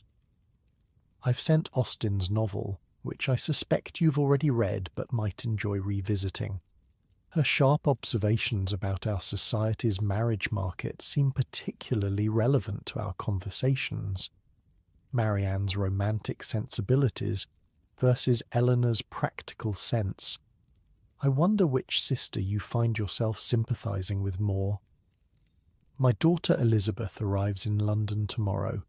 She's been asking about the lady with the pretty horse ever since I mentioned our ride.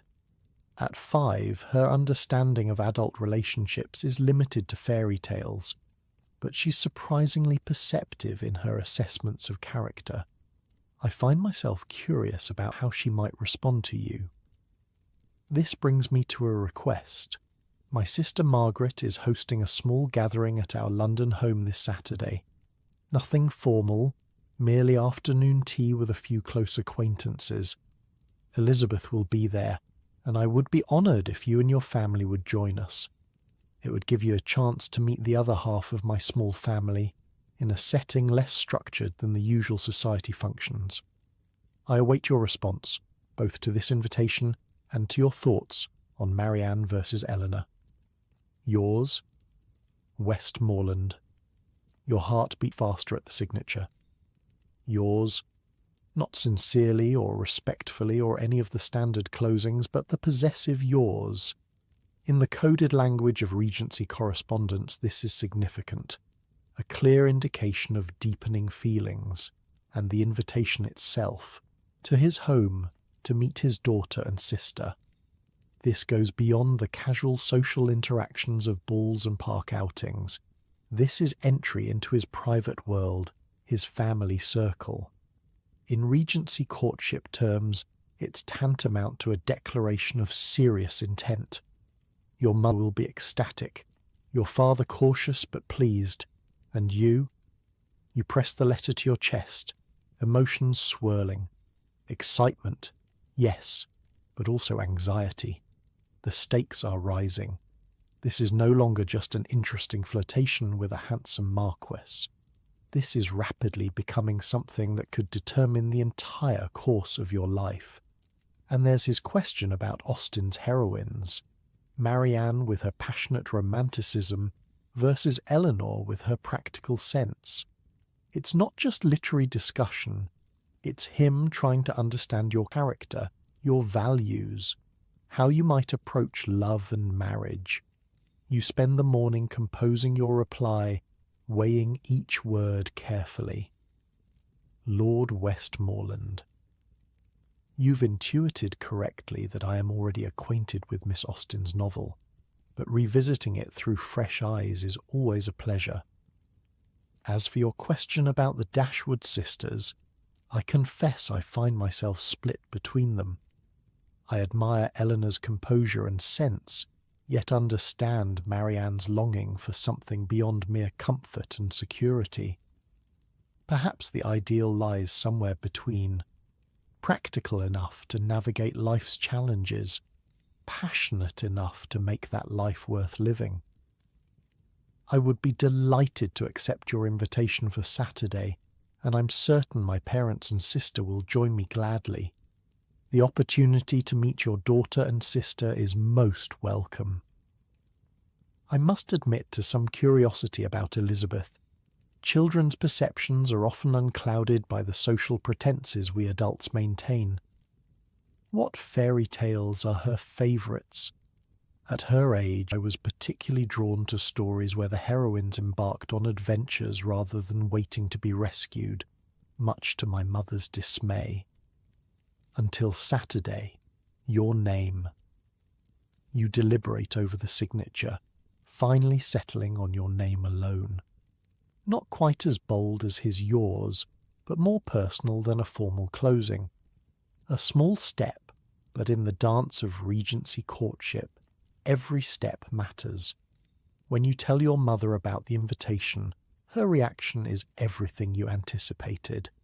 First disbelief, then jubilation, then immediate panic about what everyone should wear. Tea at the Marquess's London residence, with his family. This is beyond anything I hoped for so early in your acquaintance, she exclaims, already mentally calculating the significance. And to meet his daughter. Oh, my dear, do you understand what this means? You do, all too well. The Regency courtship process is accelerating at an alarming rate. What began as a chance meeting at Lady Worthington's has rapidly evolved into something approaching a formal understanding. We must have new gowns made, your mother decides. There's just enough time if the seamstress, starts immediately.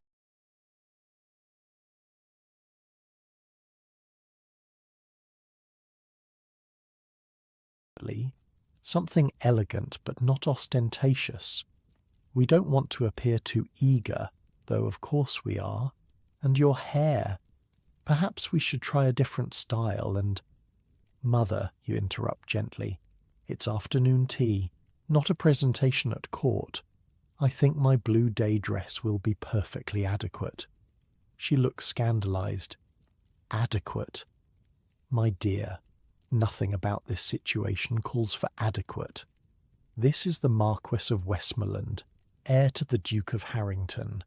His family seat dates back to William the Conqueror.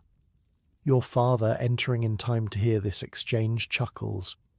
The Marquis is interested in our daughter, my dear, not her gown, though I'm sure you'll ensure she looks lovely as always. Of course, but appearances matter. First impressions with his family could determine everything, and to meet his daughter, that's particularly significant.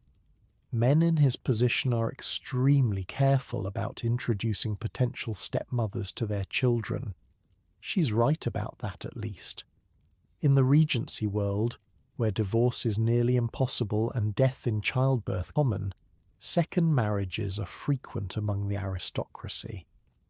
But the introduction of a new maternal figure to existing children is handled with utmost care. For the Marquis to invite you to meet Elizabeth so early in your acquaintance suggests he's already considering you in that role. The thought is both flattering and terrifying.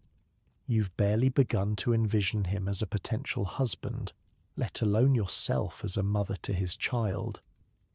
Yet this is the reality of courtship in your era. Decisions made quickly, futures determined after mere weeks of acquaintance, often based on practical considerations rather than deep emotional connections. The days until Saturday pass in a flurry of preparation. Your mother does indeed commission new gowns, though there's only time for alterations to existing dresses rather than completely new creations. Your father has a long private conversation with you in his study, reminding you that despite the Marquis's title and fortune, your happiness is what matters most to him. Caroline offers wry observations about the family's excitement, but seems genuinely pleased for you. And through it all, the correspondence with the Marquis continues. Brief notes rather than lengthy letters, accompanying small gifts, a volume of poetry, a pressed flower, a delicate silk bookmark. Each interaction building a private understanding between you, a connection beyond the public performance of courtship. Saturday dawns bright and clear. The Harrington townhouse, when your carriage pulls up outside, is an imposing structure in the most fashionable part of Mayfair. 5 stories of elegant Georgian architecture with gleaming windows and immaculate white stone steps. Liveried footmen stand at attention, and you glimpse a well-tended garden behind wrought-iron gates. This, you realize with a flutter of nerves, could be your future home. The thought is disorienting. Your mother fusses over your appearance one last time as you ascend the steps. Remember everything I've taught you, she whispers. Be charming but reserved. Show interest in the child without being over-familiar, and mind your posture. The butler who admits you has the dignified bearing of someone who has served the family for decades. He leads you through an entrance hall adorned with ancestral portraits and into a drawing room that manages to be both grand and surprisingly comfortable. The Marquis rises as you enter, but it's the woman beside him who captures your attention first. Tall, fair-haired, with the same dark eyes as her brother. This must be Lady Margaret. And beside her, a small figure with bouncing dark curls and a decidedly critical expression, Elizabeth. Lady Harrington, Sir Edward, Miss Harrington, Miss Caroline. The Marquis greets your family with warm formality. May I present my sister, Lady Margaret Westmoreland, and my daughter, Lady Elizabeth. Lady Margaret curtsies with elegant grace. How delightful to meet you all. My brother has spoken quite highly of you, Miss Harrington. Elizabeth, clearly less impressed with social niceties, studies you with unnerving directness. Are you the lady who rode Penelope? She demands without preamble. You can't help but smile at her forthrightness. I am. She's a beautiful horse. She doesn't like most people, Elizabeth informs you seriously. She bit Lady Pembroke when she tried to feed her an apple. Elizabeth, Lady Margaret admonishes, though there's a hint of amusement in her voice. We don't speak of such things in company. But it's true, the child insists, and Papa said Miss Harrington should know what she's like. The Marquis clears his throat, looking slightly embarrassed. I believe I said Miss Harrington should know what you're like, not Lady Pembroke. My apologies for my daughter's bluntness. She hasn't quite mastered the art of social filtering. I find it refreshing, you reply honestly. Much better than the polite fictions adults typically exchange. Elizabeth's expression brightens at finding an ally. Do you like fairy stories? I've got a new book of them. Aunt Margaret says I should show you. I'd love to see it, you tell her, and she darts off immediately to retrieve the volume, propriety forgotten in her enthusiasm. The adults exchange amused glances, and the initial tension eases. You're seated near Lady Margaret, who proves to be charming and astute, with the same dry wit as her brother. Your parents engage the Marquis in conversation about his estates, country pursuits, and mutual acquaintances. Elizabeth returns with her book, climbing without hesitation onto the sofa beside you. This one's my favourite, she says, opening to an illustration of a princess confronting a dragon. She rescues the prince, see? Not like the silly stories where princesses just wait around. You feel the Marquis, watching you, gauging your reaction to his daughter's unconventional tastes. I prefer those kinds of stories too, you confide to Elizabeth. Heroes come in all forms, don't they? The child nods approvingly. That's what Papa says. He says Mama was a hero when she had me, even though she couldn't stay. The room goes momentarily still. This innocent reference to her mother's death in childbirth clearly wasn't expected, and Lady Margaret looks like she might intervene. But before she can, the Marquis moves to sit beside his daughter. That's right, Lizzie, he says gently. Your mother was very brave, and she loved you very much. She would have stayed if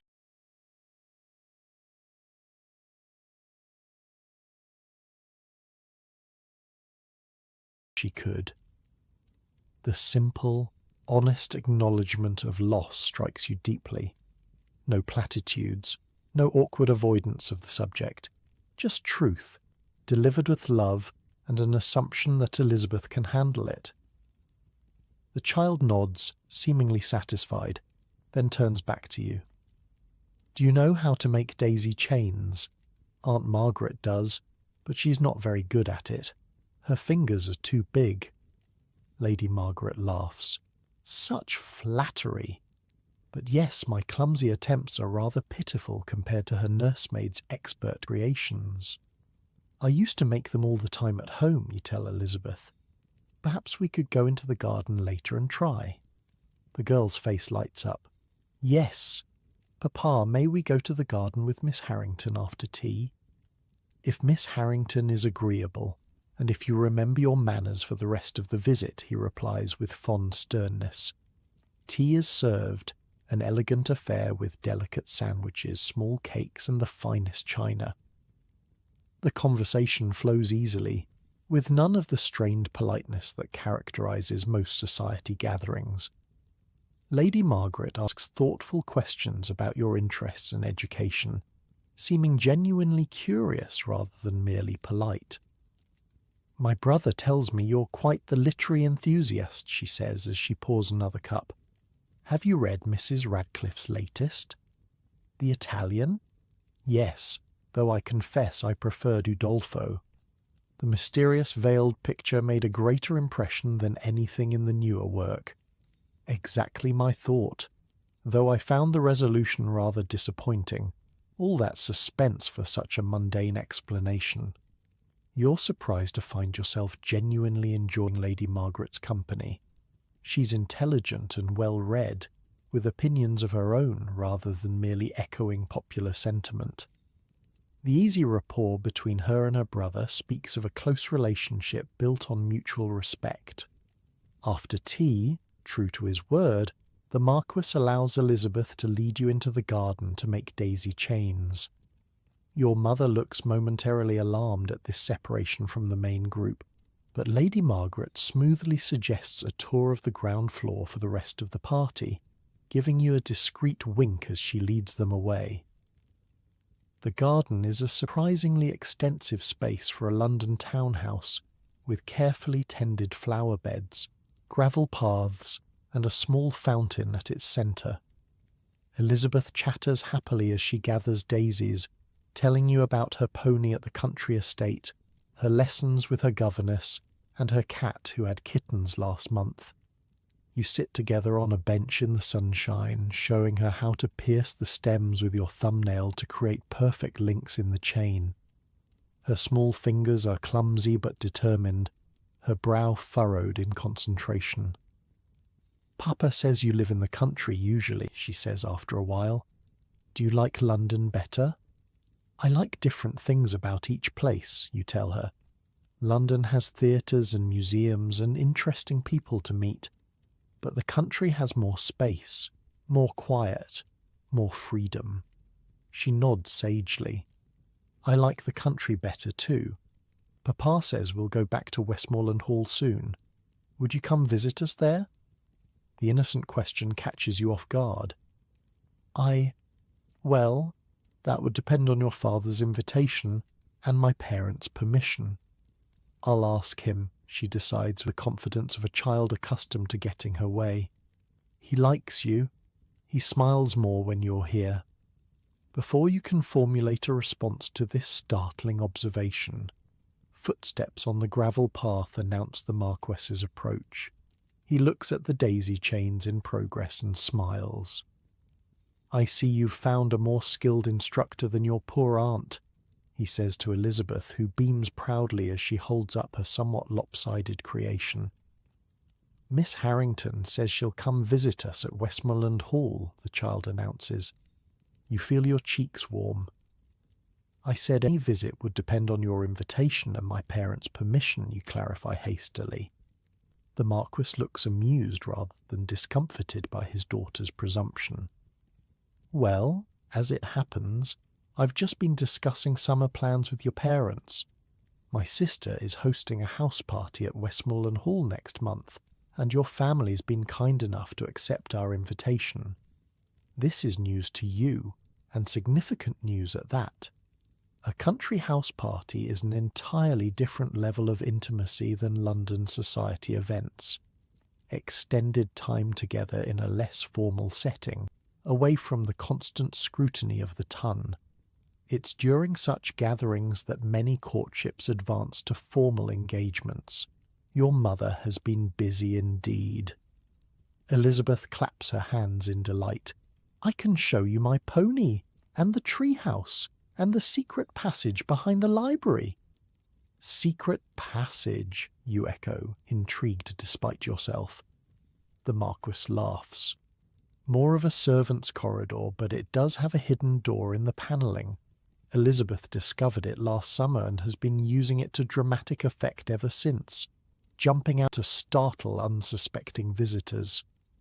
Only the boring ones, Elizabeth clarifies, not the ones who tell good stories. I shall endeavour to tell excellent stories then to avoid being startled, you promise her solemnly. The child grins, clearly pleased with this response, and returns to her daisy chain. The Marquis takes a seat on the bench beside you. maintaining a proper distance but close enough for private conversation. "I hope you don't mind that I spoke to your parents about the house party before mentioning it to you," he says in a lower voice. "I wanted to be certain they were amenable before raising the possibility." "It's quite all right," you assure him, "though I'm surprised my mother didn't immediately rush out here to tell me herself." I may have suggested Lady Margaret show them the portrait gallery first. It's on the opposite side of the house, and contains several paintings of particular historical interest that require lengthy explanation. You laugh at this transparent manipulation. How very considerate of you. "I thought we might benefit from a few moments of relatively private conversation," he admits.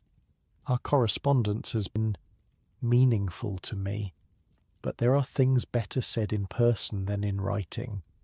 Your pulse quickens. Is this it? Is he about to declare himself formally?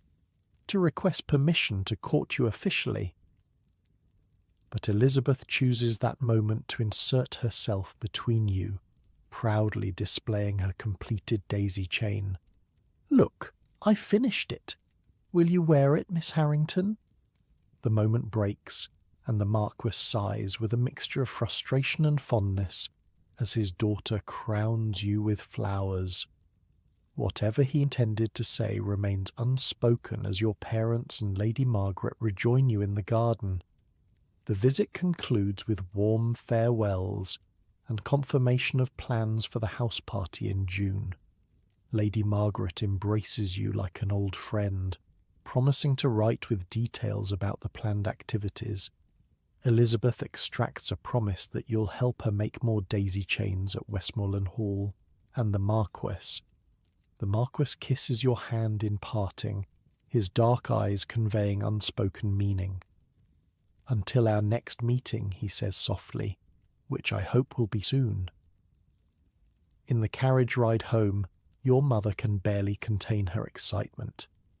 Lady Margaret is delightful, so accomplished, so well connected, and the child seems to have taken quite a liking to you. That's extremely promising. But most importantly, did you notice who arrived just as we were leaving? You hadn't, too absorbed in your own thoughts and the lingering warmth of the Marquis's hand on yours. The Duke of Harrington himself. He made a point of being introduced to your father and me, though there wasn't time for more than brief pleasantries. But the fact that he came at all, clearly to inspect you, my dear, this is beyond my wildest hopes. Your father tempers her enthusiasm slightly. "Let's not get ahead of ourselves, my dear. It was a pleasant afternoon, nothing more. Though I must admit the Marquis seems a decent sort. More substance to him than most of these titled gentlemen."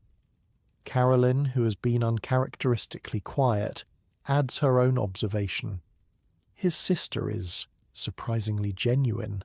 I expected someone more calculating, but she seems to truly care about the child's happiness and her brother's. The real test will be the house party," your mother declares. "A full fortnight at Westmoreland Hall, with all his family and closest friends. If he doesn't make an offer by the end of it, I'll be greatly surprised." The mention of an offer sends a flutter of nerves through your stomach. It's all moving so quickly. Just weeks ago, you were in Derbyshire, with no thought of marriage beyond your mother's vague plans for a London season. Now you're being measured for the role of marchioness, of stepmother, of mistress to ancestral estates. And the most confusing part? Despite the dizzying speed, despite the weight of expectation and tradition, you find yourself wanting it. Not just the title or security, but him, the Marquis himself, with his love of poetry, his devotion to his daughter, his ability to see you, really see you, beyond the careful performance of a debutante. That night, alone in your room, you find a small package tucked into your reticule, slipped there somehow during the afternoon's visit. Inside is a single daisy, pressed between two pieces of paper and a note in familiar handwriting. For when London lacks flowers as well as trees. W. You press it to your heart, this simple token meaning more than any expensive gift could. In the elaborate dance of Regency courtship, with its rigid rules and practical considerations, you've somehow found something genuine, something real. But as you drift towards sleep, a nagging worry surfaces. The house party looms ahead, 2 weeks in the country, surrounded by his family and friends. The Duke of Harrington himself will be assessing your suitability as a future Duchess. Lady Margaret's warm welcome might cool in the face of her family's expectations, and Elizabeth, while charming, is still a child adjusting to the possibility of a new maternal figure. The stakes are rising. The Regency courtship game is entering its most crucial phase, and you're only just beginning to understand how much of your heart is already involved. The weeks leading up to the Westmoreland Hall house party pass in a flurry of preparations. Your mother orders an entirely new wardrobe for the occasion. Morning dresses, walking outfits, riding habits, evening gowns, and all the accompanying accessories. A future Marchioness must be properly attired, she insists, despite your father's raised eyebrows at the mounting expense. Meanwhile, your correspondence with the Marquis continues, growing more personal with each exchange. He sends books with increasingly romantic passages marked. You respond with your true thoughts rather than the bland pleasantries expected of young ladies. He shares stories of his daughter's latest escapades. You confide your anxieties about fitting into his world. It's a courtship conducted primarily on paper, in defiance of the usual Regency pattern of public performances at social events. There's an intimacy to it that feels almost scandalous, knowing each other's minds before your families have even begun the formal negotiations that typically precede a proposal. One rainy afternoon, as you're writing your latest letter, Caroline enters your bedroom without knocking. You instinctively move to cover the page, then feel foolish for doing so. Your sister has been your closest confidant for years, but somehow these letters feel too private to share, even with her. "Another missive to your Marquess?" she asks, settling herself on the window seat. There's something in her tone, not judgment exactly, but caution. "He's hardly my Marquess," you protest, though the words send a secret thrill through you. "No, the entire ton has all but announced your engagement. Lady Jersey asked me yesterday when we could expect the formal announcement." You set down your pen with a sigh. Everyone is getting rather ahead of themselves, don't you think? We've had a few conversations, exchanged some letters. That's hardly grounds for marriage. Caroline studies you thoughtfully. In our world it often is, especially when the gentleman in question is heir to a dukedom. But that's not what concerns me. What does then? She hesitates, choosing her words carefully. I worry that you're falling in love with a man you barely know. The observation hits uncomfortably close to the mark. You are falling for the Marquess, or at least for the version of him revealed in his letters, the thoughtful, literary man who sees beyond your social performance to the person beneath. But is that the real man, or merely another kind of performance? I'm being cautious, you assure her, not entirely truthfully. Are you? She glances at the stack of books on your bedside table, all gifts from him. Because this correspondence goes well beyond what's considered proper, even for a courtship as seemingly advanced as yours. She's right, of course. Unmarried ladies aren't supposed to engage in such personal, frequent exchanges with gentlemen. A few formal letters, carefully chaperoned meetings, perhaps a token gift or two. That's the extent of what's permitted before an official engagement. what you and the Marquis are doing skirts the edges of respectability. I know what I'm doing, you say, with more confidence than you feel. Caroline sighs. I hope so, because the stakes are so much higher for you than for him. If this courtship fails, he'll face a few weeks of gossip before moving on to the next eligible young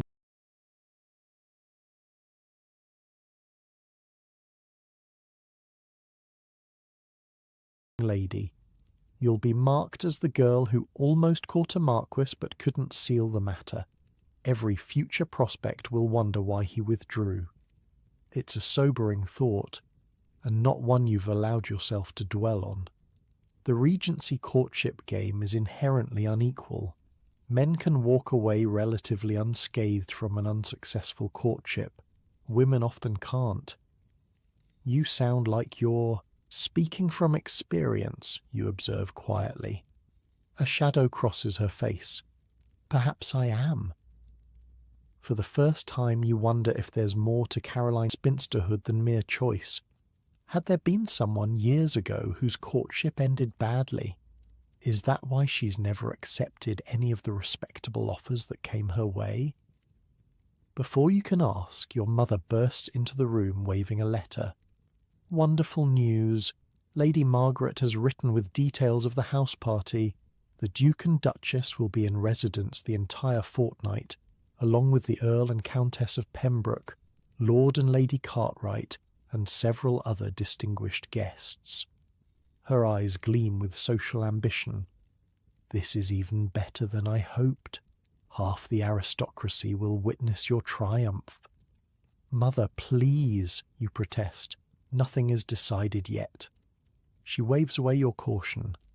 A mere formality at this point. Lady Margaret has requested your measurements for riding. Apparently the Marquis is arranging for a special mount to be available for your exclusive use during the visit.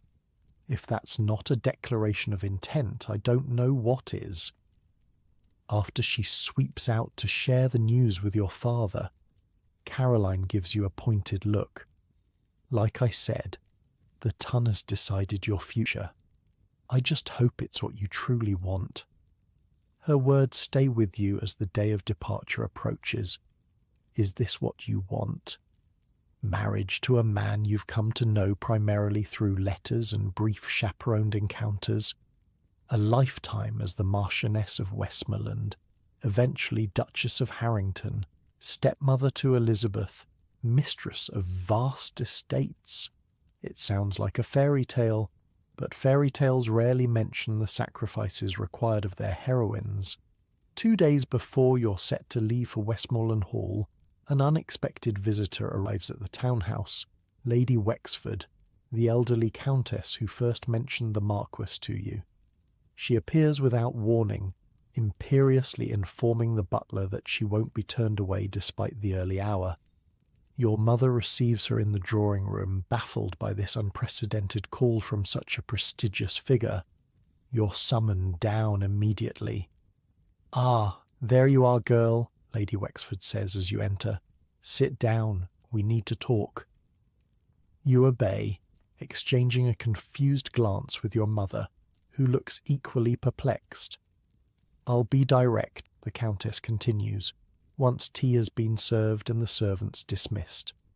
"You're about to spend a fortnight at Westmoreland Hall, where I have it on good authority that the Marquis intends to propose. Your cheeks burn. Is there no privacy in this world? Has every detail of your courtship been dissected by the Ton? "That's a matter between Lord Westmoreland and my daughter," your mother begins.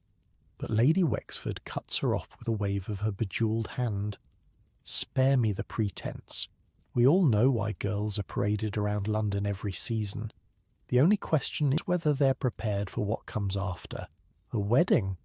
She fixes you with her sharp gaze. "Are you, Miss Harrington?" "I believe so, my lady," she snorts. "You have no idea. None of you young girls do. You think it's all about the wedding, the title, the grand house. But that's just the beginning." She leans forward. let me tell you what being a marchioness, and eventually a duchess, really entails. You won't just be a wife and mother, you'll be the administrator of multiple estates, responsible for the welfare of hundreds of tenants.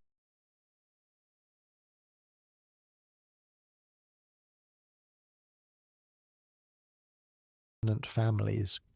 You'll be expected to manage a small army of servants, entertain royalty, navigate political affiliations, and uphold centuries of family tradition. Your mother looks like she might faint with joy at this recitation of aristocratic duties.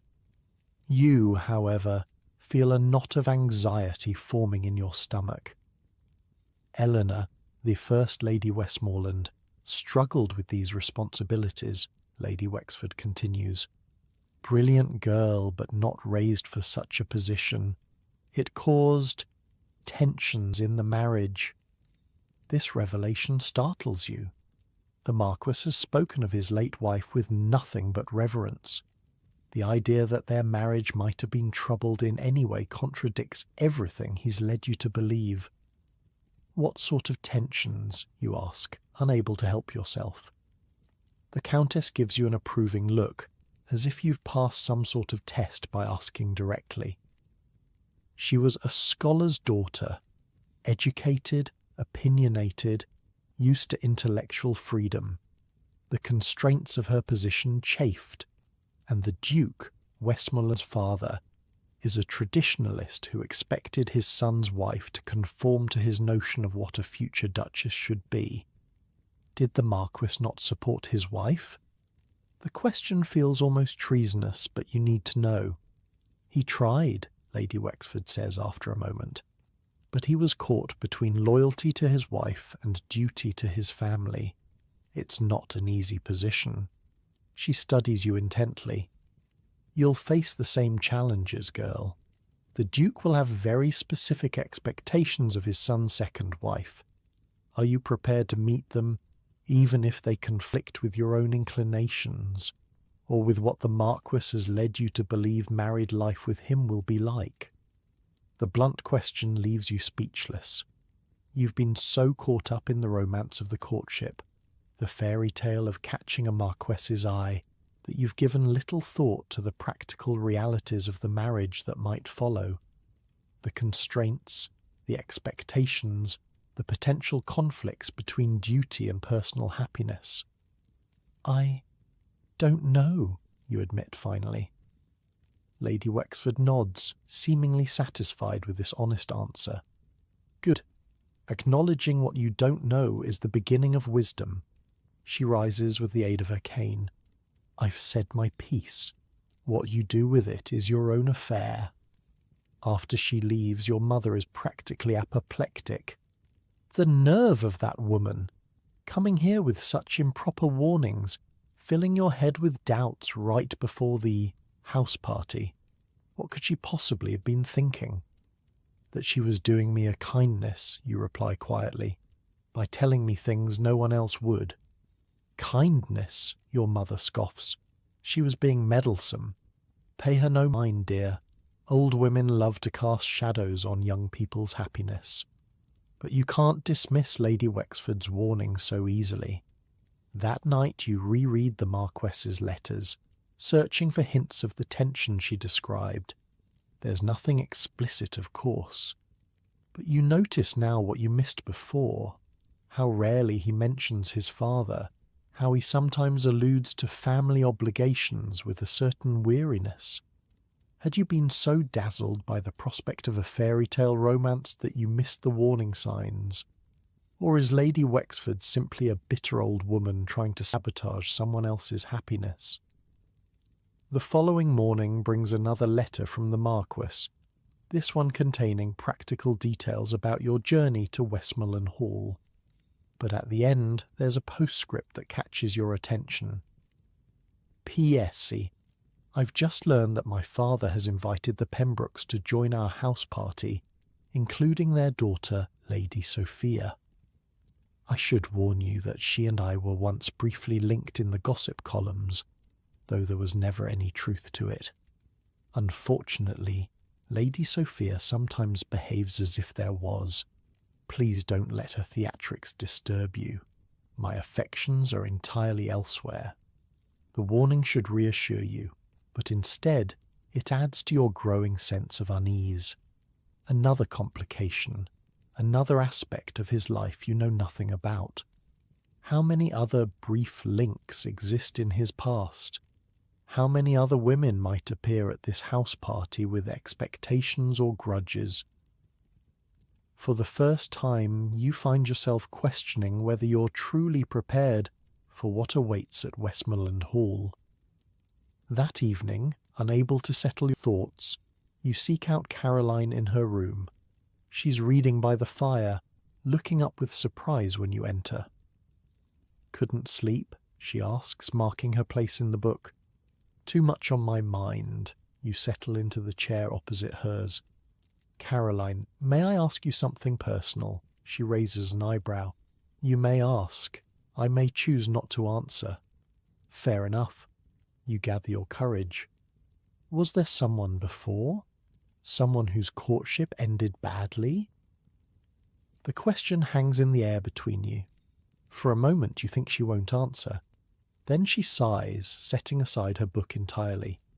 "Yes," she says simply. "Lord Pembroke's son, Robert."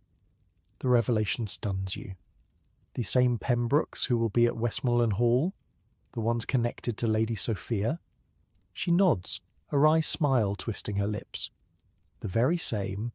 Robert is Lady Sophia's brother. We met during my first season. He was different from the other young men. Less concerned with appearances, more interested in ideas. We connected over books, politics, art. What happened? What always happens. His family intervened." Her voice takes on a bitter edge. "I was merely the daughter of a baron. They had their sights set on an earl's daughter, someone who could advance the family's position. Robert lacked the courage to defy them." You're stunned by this revelation. All these years, you'd assumed Caroline had chosen spinsterhood, had rejected her suitors rather than the other way around. To learn that she'd had her heart broken, that she'd faced the very outcome Lady Wexford warned might befall you if the Marquis withdrew. "I'm so sorry," you say inadequately. "I had no idea," she shrugs. "Few do. I've kept it private. But now you understand why I caution you about becoming too emotionally invested too quickly.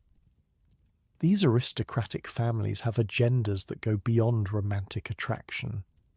The Westmorelands have been intermarrying with the same few families for generations to consolidate power and property. They might tolerate an occasional outsider like us, especially if she brings a healthy dowry, but only if she fits their mould. And if she doesn't, then she faces a lifetime of trying to reshape herself to their expectations, or a lifetime of conflict." She leans forward, taking your hand. "I don't tell you this to frighten you away from the Marquis. He seems genuine in his regard for you. But go to this house party with your eyes open. Observe how he interacts with his father, how he navigates family expectations. That will tell you far more about your future happiness than all his pretty letters and poetry books." You squeeze her hand, grateful for her candour. "Will it be difficult for you? Seeing Robert again?" A shadow crosses her face. "Perhaps, but I've had 7 years to build my armour, and there's a certain satisfaction in showing him what he gave up." She smiles faintly. "Besides, I'll be too busy watching out for you to wallow in old heartbreak."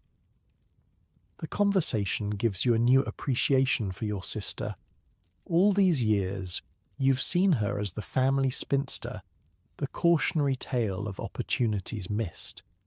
Now you recognize her as someone who faced disappointment with dignity, who built a meaningful life despite society's limited options for unmarried women. And perhaps you admit to yourself, someone whose hard-won wisdom you'd be foolish to ignore. The journey to Westmoreland Hall takes 2 days, with an overnight stop at a posting inn. Your father has spared no expense, hiring the best postchaise and team available, ensuring your comfort on the long road north. Your mother alternates between excitement about the grand house party ahead and anxiety that your travelling clothes will be hopelessly wrinkled upon arrival. "First impressions matter, dear," she frets, adjusting your bonnet for the 100th time as you prepare to depart from the inn on the second morning. "The Marquess has seen me in a rain-soaked riding habit with my hair plastered to my face," you remind her, thinking of that first morning ride. "I think we're well past. First impressions," she clucks her tongue. "His family isn't. The Duke of Harrington will be assessing every aspect of your appearance, deportment, and conversation. One misstep could change everything. Her constant reminders of what's at stake only increase your nervousness. By the time the postchaise turns onto the long tree-lined drive leading to Westmoreland Hall, your stomach is in knots. And then you see it, a magnificent Palladian mansion of golden stone, set among sweeping lawns and formal gardens, with wooded parkland stretching beyond. It's larger than you expected, grander, more intimidating in its aristocratic splendour. This isn't just a country house, it's the ancestral seat of one of England's oldest families, a physical manifestation of the power and privilege the Marquis was born to. As the carriage approaches the grand entrance, you spot a small welcoming committee gathered on the steps. The Marquis is there, tall and handsome in riding clothes, little Elizabeth bouncing excitedly beside him. Lady Margaret stands with them, along with an older couple who must be the Duke and Duchess of Harrington. Your mother grips your hand tightly. "Remember everything we've practiced. This is the moment that could determine your entire future." The carriage stops. Footmen rush to open the door and let down the steps, and as you emerge, blinking in the bright sunlight, you're acutely aware that every eye is on you, especially those of the stern-faced Duke, who looks at you with the evaluating gaze of a man assessing a horse at auction. The Marquis steps forward, his smile warm, his eyes lighting up at the sight of you. "Welcome to Westmoreland Hall, Miss Harrington," he says, bowing over your hand. "We've been eagerly awaiting your arrival." Elizabeth darts past him, protocol forgotten in her excitement. "You're here! I've got so much to show you. The treehouse and the maze and the secret passage and—" "Elizabeth," the Duke interrupts, his tone brooking no argument. "Ladies do not shout, nor do they speak until introduced." The child subsides immediately, her exuberance dimmed. You feel a pang at the transformation. This spirited girl suddenly reduced to silent obedience by her grandfather's disapproval. The Marquis's jaw tightens almost imperceptibly, but his voice remains pleasant as he performs the introductions. "May I present my father and mother, the Duke and Duchess of Harrington." You curtsy deeply, as your mother has drilled into you. "Your Grace, your Grace. Thank you for your kind invitation to Westmoreland Hall." The Duchess, an elegant woman with silver-streaked dark hair, offers a gracious smile. "We're delighted to have you, Miss Harrington.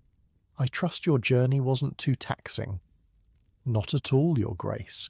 The countryside was beautiful." The Duke merely inclines his head in acknowledgment, his expression giving nothing away. But you feel his assessment continuing, measuring you against some internal standard you can't begin to guess. As your parents and Caroline are similarly introduced, you catch the Marquis watching you, a question in his eyes. "Are you all right?" his gaze seems to ask. You give him a small nod, summoning a smile despite your nerves. "Come, let's get you settled," Lady Margaret says warmly, taking your arm as if you're already family. "You must be exhausted from your journey." Tea will be served in the blue drawing room once you've had a chance to refresh yourselves. As she leads your family into the grand entrance hall, with its soaring ceiling and ancestral portraits, you glance back to see the Duke speaking quietly but intensely to his son. The Marquess's expression has hardened, his posture stiff with what looks like barely contained frustration. The first hint of conflict, perhaps, between father and son. The first glimpse of the tensions Lady Wexford warned about.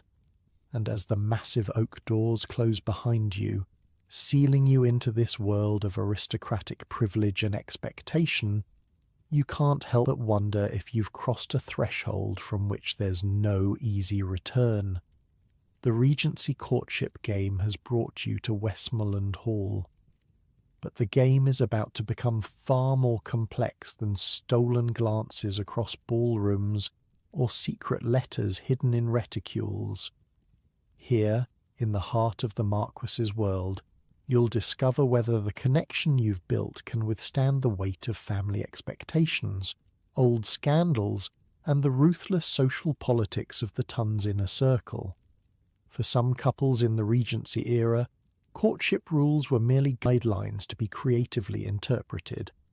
For others, they were ironclad laws whose violation led to ruin. The question now is, which will it be for you and the Marquess? And are you prepared to face the consequences, whatever they may be? Your first full day at Westmoreland Hall begins with a gentle knock at your bedroom door. Your maid, borrowed from the household staff for the duration of your stay, enters with a breakfast tray and news that most of the party is planning a riding excursion after morning tea. Lady Margaret suggested you might wish to rest after your journey, miss, she explains, drawing back the heavy curtains to reveal a perfect summer morning. But the Marquess asked me to inquire if you'd like to join the riders. Of course he did. Despite the formidable presence of his father, the Marquess seems determined to spend time with you, within the bounds of propriety, naturally. Please tell Lady Margaret I'd be delighted to join the riding party, you reply, suddenly eager to escape the oppressive grandeur of the house for the freedom of the countryside. The maid curtsies. Very good, miss. Your riding habit has already been pressed, and the Marquess mentioned something about a special mount being prepared for you. After a light breakfast, you dress in your riding habit and make your way downstairs, where the house party is gathering in the grand entrance hall.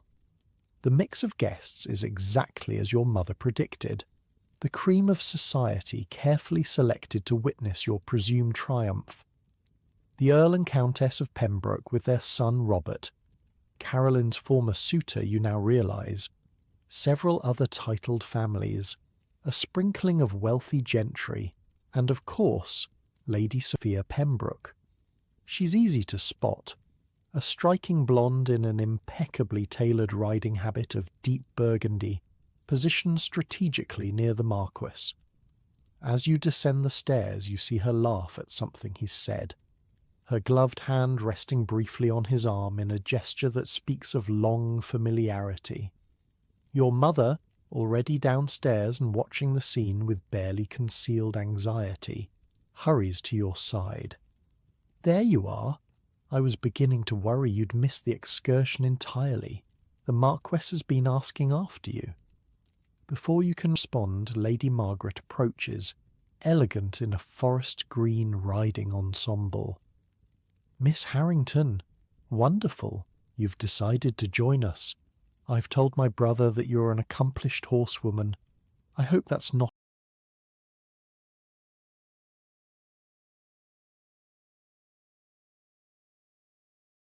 an exaggeration. I ride regularly at home, though I wouldn't claim any special skill, you reply honestly. Perfect. William has selected a mount he thinks will suit you, gentle enough for safety but spirited enough for enjoyment, rather like the lady herself, I suspect. Her eyes twinkle with mischief, and you can't help but smile at her easy warmth. Lady Sophia chooses this moment to join your circle, her beauty even more striking up close. "Miss Harrington," she says, her voice honey-sweet, "how delightful to meet you at last. William has spoken of little else since your arrival in London. The use of the Marquis's Christian name, a privilege reserved for family and the closest of friends, is deliberate, you're certain. A subtle reminder of her long-standing connection to him. Lady Sophia, you acknowledge with a polite curtsy. What a pleasure. Lord Westmoreland mentioned you might be joining the party. A flicker of something, surprise, annoyance, crosses her perfect features. Did he? How considerate of him to prepare you, though I assure you no preparation is necessary. William and I are old friends, practically family, really." Before the conversation can turn more pointed, the Marquis himself appears at your side. "Miss Harrington, I hope you're ready for a proper countryside gallop. London parks are poor substitutes for our northern landscape." You turn to him gratefully. "I've been looking forward to it, my lord." "William, you haven't forgotten your promise to show me the new foal?" Lady Sophia interrupts, her tone implying some private arrangement between them. "Later, perhaps," he replies smoothly. "The grooms have brought out the horses. Shall we?" Outside, a groom leads forward a beautiful dapple-grey mare, taller and more elegant than the horse you rode in London. "This is Artemis," the Marquis tells you. "She's been my sister's favourite, but Margaret insisted you should have her for the duration of your stay. She's beautiful, you say, stroking the mare's velvet nose, but I wouldn't want to deprive Lady Margaret of her mount." "Nonsense," Lady Margaret says, joining you. "I have half a dozen to choose from, and Artemis deserves a rider who will appreciate her. She's wasted on my sedate park outings." With the Marquess's assistance you mount the spirited mare, who dances slightly beneath you, eager to be off. As the rest of the party mounts up, you notice Lady Sophia being helped onto a flashy chestnut by the groom, her disappointed expression suggesting she'd hoped for the Marquess's assistance. The Duke leads the procession as you set off, the Duchess riding sedately beside him. You find yourself positioned between the Marquis and Lady Margaret, with Lady Sophia just behind, clearly displeased with the arrangement. Caroline, you note, is riding alongside Robert Pembroke, their conversation appearing stiff but civil.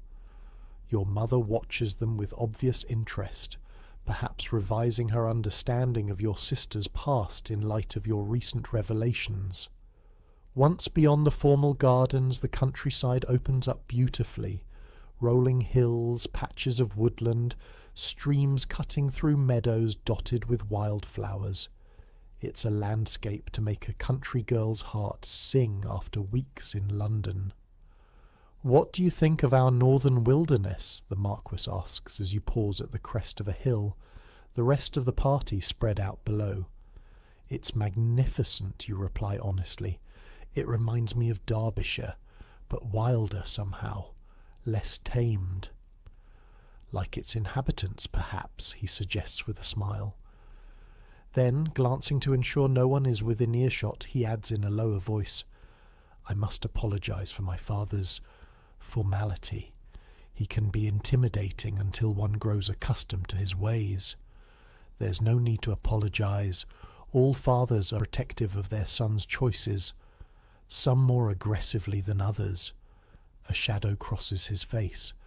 "But let's not allow that to dim such a beautiful morning. I've been looking forward to showing you the estate since the moment you agreed to visit." The sincerity in his voice warms you despite your lingering concerns. Whatever complexities lie beneath the surface of his family relationships, his regard for you seems genuine. The ride continues, with the party eventually stopping beside a picturesque lake for a light outdoor luncheon prepared by servants who have somehow preceded you there. It's a scene of perfect aristocratic leisure, elegant people in elegant clothes, dining on elaborate provisions in the midst of carefully maintained wilderness. You find yourself seated on a blanket with Lady Margaret, Caroline, and, unfortunately, Lady Sophia, who has manoeuvred herself into your group with practised social skill. The men are gathered nearby, with the Marquess engaged in what appears to be a serious conversation with his father. "William looks well, doesn't he?" Lady Sophia remarks, her gaze fixed on the Marquess. "Country air always did suit him better than London smoke. I keep telling him he should spend more time at Westmoreland Hall rather than that dreary townhouse." The presumption in her tone, the suggestion that she and the Marquess regularly discuss his living arrangements, is clearly intended to unsettle you. Lady Margaret, however, comes to your rescue. "My brother's residence choices are dictated by Elizabeth's needs more than his preferences," she says firmly, "and I found the London house far from dreary when I visited last month. Miss Harrington made quite an impression on my niece, by the way. Elizabeth has talked of little else but showing her the tree house since you arrived." Lady Sophia's smile tightens. "How sweet. Children are so easily impressed by novelty." "Or by genuine kindness," Caroline interjects, her tone mild but her meaning clear. An awkward silence falls, broken only when Robert Pembroke approaches your group, his attention fixed on Caroline. "Miss Caroline, I wonder if I might prevail upon you for a turn about the lake, for old time's sake." Your sister's face betrays nothing of the turmoil she must feel at this request from the man who broke her heart 7 years ago. "If you wish, Mr. Pembroke," she replies with cool dignity, rising to accept his offered arm. As they walk away, you notice a flash of genuine emotion cross Lady Sophia's face. Concern for her brother, perhaps. It's the first hint you've seen that beneath her calculated exterior she might actually care for someone besides herself. The afternoon progresses with various amusements, some guests fishing in the lake, others sketching the scenery, a few returning to the house for rest. You find yourself walking with the Marquess along a wooded path, Lady Margaret thoughtfully accompanying you as chaperone but keeping a discreet distance ahead. "My sister likes you," the Marquess observes. "That's significant. She was very protective of Eleanor and is even more so of Elizabeth. Her approval isn't easily won." "I like her as well," you reply. "She seems refreshingly genuine in a world of careful performances." "Yes, Margaret never did master the art of social fakery, thank God." He glances at you. "Neither have you, I think. It's one of the things I most admire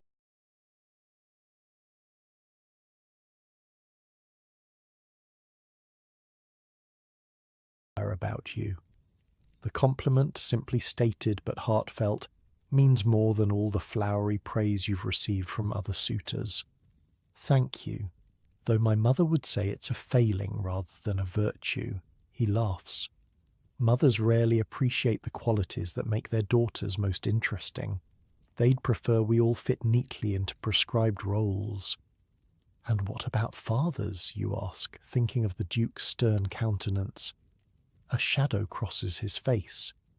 They can be even more rigid in their expectations, especially when those expectations are bound up in centuries of family, tradition. This seems an opening to address the tensions Lady Wexford hinted at. "Your father seems formidable." That's a diplomatic way of putting it. He hesitates, then continues more quietly. "My father has very specific ideas about what a future duchess should be. He and Eleanor disagreed on many things. It caused strain. Between them, or between you and Eleanor as well?" He looks surprised by the directness of the question. "You've been speaking to Lady Wexford, I see. She paid us a call before we left London. She seemed to think I should understand what I might be getting into." For a moment he's silent, contemplating the path ahead. Then he stops, turning to face you directly. Eleanor was brilliant, passionate, and completely unprepared for the constraints of her position. My father expected her to abandon her intellectual pursuits in favour of more suitable activities for a marchioness. He sighs, I failed to stand up for her as I should have. I was caught between loyalty to her and duty to my family name. By the time I realised my mistake, she was pregnant with Elizabeth, and then... The pain in his voice is raw, even after 6 years. I'm sorry, you say softly. It must have been terrible to lose her. It was, but her death taught me something important. His gaze holds yours intently. That some things matter more than duty or tradition. That happiness, once found, shouldn't be sacrificed to others' expectations. I promised myself I wouldn't make the same mistake twice. The implication is clear, and your heart beats faster despite your determination to remain cautious. And your father? Would he accept a second marchioness with a mind of her own? He'll have to, he says simply, because I won't settle for less, nor will I subject another woman I care for to his disapproval without standing firmly beside her. Before you can respond to this near declaration, a distant voice calls your name. Elizabeth has found you, racing down the path with her governess trailing behind, apologising for the interruption. Miss Harrington. Papa, I've been looking everywhere. Grandmamma says the rain is coming and everyone's to return to the house, but I wanted to show you the tree house first. She's breathless with excitement, her dark curls escaping their ribbons. The Marquis smiles fondly at his daughter. The tree house will have to wait for tomorrow, Lizzie. Your grandmother is right about the weather. He nods toward gathering clouds on the horizon. Elizabeth's face falls. But tomorrow you promise to take Lady Sophia to see the new foals. You feel a small, irrational pang at this reminder of his prior commitment to the beautiful widow. He notices your expression and quickly clarifies. Lady Sophia expressed interest in our breeding programme. As a courtesy to her father, who's been a long-time supporter of my stables, I offered a brief tour. It won't take more than an hour. I don't mind waiting. You assure him, though the thought of Lady Sophia monopolising his attention is less than pleasant. You could come too, Elizabeth suggests brightly. Lady Sophia knows all about horses. She told me she used to ride with Papa all the time before he married Mamma.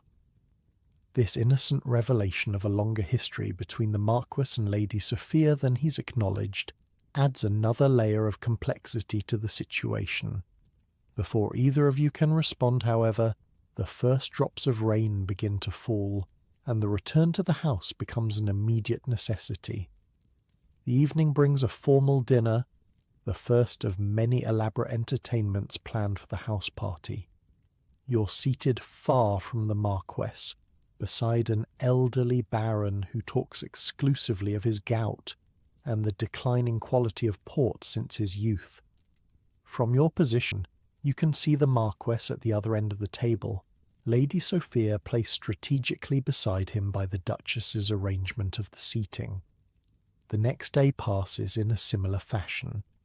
Group activities carefully orchestrated to showcase the estate's grandeur. Brief moments of connection with the Marquis, interrupted by social obligations or Lady Sophia's determined presence, and the constant evaluating gaze of the Duke of Harrington.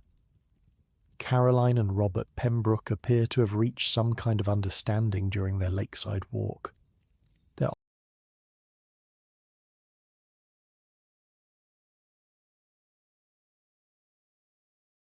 often found in conversation, their manner suggesting a tentative rebuilding of their former connection.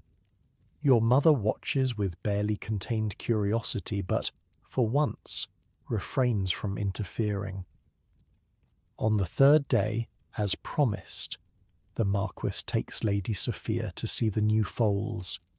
You spend the morning with Lady Margaret and Elizabeth, finally visiting the famed treehouse, an elaborate structure built in a massive oak, complete with tiny furniture and real glass windows. "Papa had it built for me after Mama died," Elizabeth explains as you admire the craftsmanship. "He said everyone needs a place that's just their own." The thoughtfulness of the gift, the care taken to create this special retreat for a grieving child, speaks volumes about the Marquis as a father. It's yet another glimpse of the man behind the title, the real person beneath the social performance of aristocratic masculinity. Lady Margaret, watching you with Elizabeth, smiles approvingly. "You're good with her," she observes when the child is momentarily distracted by a squirrel. "Not everyone is. Many ladies find her rather overwhelming." "I find her delightful," you reply honestly. "She reminds me of myself at that age, curious about everything, unwilling to be confined by expectations." "Yes, William said the same thing. It's one of the reasons he—" She stops abruptly, perhaps realizing she's about to reveal too much. "Well, suffice it to say, my brother values authenticity more than most men of his station." The afternoon brings another group excursion, this time to the nearby village where the Marquis is greeted with genuine warmth by the locals. You notice how he knows many by name, inquires after families, shows real interest in their concerns. It's a side of aristocratic life rarely glimpsed in London ballrooms, the responsibilities that come with privilege, the relationship between landowner and tenant that, when handled with care, benefits both. That evening, a ball is held in the grand ballroom of Westmoreland Hall, with neighbouring families invited to join the house party guests. It's less elaborate than London affairs, but no less governed by the rigid rules of Regency social etiquette. Every dance, every conversation, every gesture is noted and interpreted by watchful eyes. The Marquis claims you for the first dance, a significant public statement in itself, and then again for the supper dance. Lady Sophia's face tightens with displeasure as she's partnered with Robert Pembroke instead, forced to watch as you and the Marquis lead the procession into supper. At the supper table, seated beside the Marquis at last, you find the courage to ask about his history with Lady Sophia directly. "I hope I'm not being improper," you begin carefully, "but I've gathered there's more history between you and Lady Sophia than you initially suggested." He sighs, setting down his fork. "I should have been more forthcoming. Sophia and I grew up together. Our estates adjoin, and our fathers have been allies in Parliament for decades. There was an expectation, never formalised but understood, that we might eventually marry." "And did you court her?" "Not officially, no, but we were often paired at social events, and I escorted her during her first season. When I met Eleanor, however, everything changed. I fell in love, much to my father's dismay and Sophia's family's disappointment." "And Lady Sophia herself?" He hesitates. "She was unhappy. She'd counted on our eventual marriage, I think. After Eleanor died, she assumed we would naturally resume where we'd left off. My lack of interest has been difficult for her to accept. Yet you invited her to this house party. My father insisted. The Pembrokes are still important allies, and he believes I should reconsider Sophia as a suitable match, a belief I do not share." His gaze holds yours intently. "My affections are engaged elsewhere, as I believe I've made clear." The directness of this near declaration takes your breath away. Before you can respond, however, the Duke approaches your table, his timing impeccable as always. "William, a word," he says, not a request but a command. The Marquis excuses himself with obvious reluctance, leaving you to finish your supper alone with your thoughts. After supper, the dancing resumes. You stand up with various partners, but the Marquis is nowhere to be seen. Neither is the Duke. Whatever word was needed has apparently extended to a lengthy private conversation. It's near midnight when the Marquis finally reappears, his expression strained but determined. He makes his way directly to you through the crowded ballroom. "Miss Harrington, might I have a moment of your time?" he asks formally. "In the library, with your mother as chaperone, of course." Your heart races. This is it. The moment every unmarried lady at a country house party anticipates and dreads in equal measure.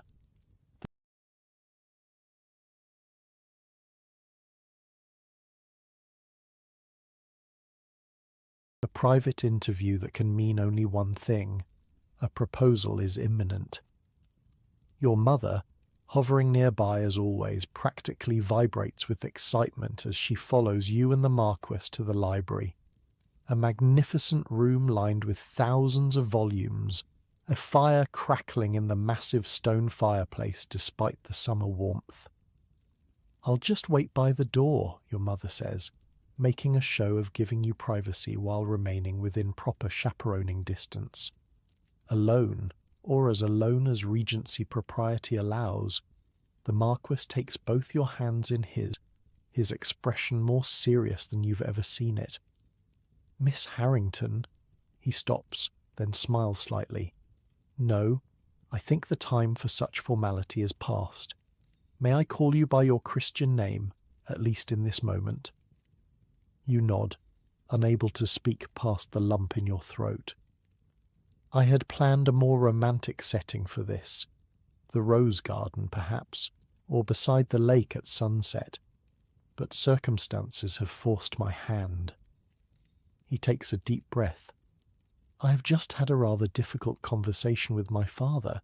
He has reminded me in no uncertain terms of my duty to the family name, to tradition, to the expectations of our position." Your heart sinks. Is this a rejection, then? Has the Duke's disapproval ended things before they've truly begun? But the Marquis continues, his grip on your hands tightening. "I told him that while I respect tradition, I will not sacrifice my happiness or yours to it. That I have found in you someone who embodies everything I value: intelligence, authenticity, kindness. That I love you, and I will marry you with or without his blessing." Love. The word hangs in the air between you, so rarely spoken in the calculated world of Regency courtship. Not advantage, not suitability, not alliance. Love. "My father was displeased," the Marquis admits with a wry smile. "But he is not unreasonable, merely stubborn. He values strength of character, even when it opposes his wishes, and he wants, above all, my happiness and Elizabeth's well-being. He has agreed to respect my choice, though I suspect it will take time for him to fully embrace it." He drops to one knee, still holding your hands, the formal pose of a Regency proposal. "I am asking you to embark on a challenging journey with me. Being a marchioness, eventually a duchess, is not an easy role. There will be expectations, duties, constraints, but I promise you this: we will face them together as partners. I will not ask you to surrender your true self to convention, as Eleanor was asked to do, so I must know, can you accept me with all the complications my position entails? Will you marry me?" The question hangs between you, weighted with everything you've learned about him, about his world, about the complexities that await if you say yes. Lady Wexford's warnings echo in your mind, but so too does the memory of the Marquis's smile when he speaks of poetry, his tenderness with his daughter, his promise just now to stand beside you against whatever pressures you might face together.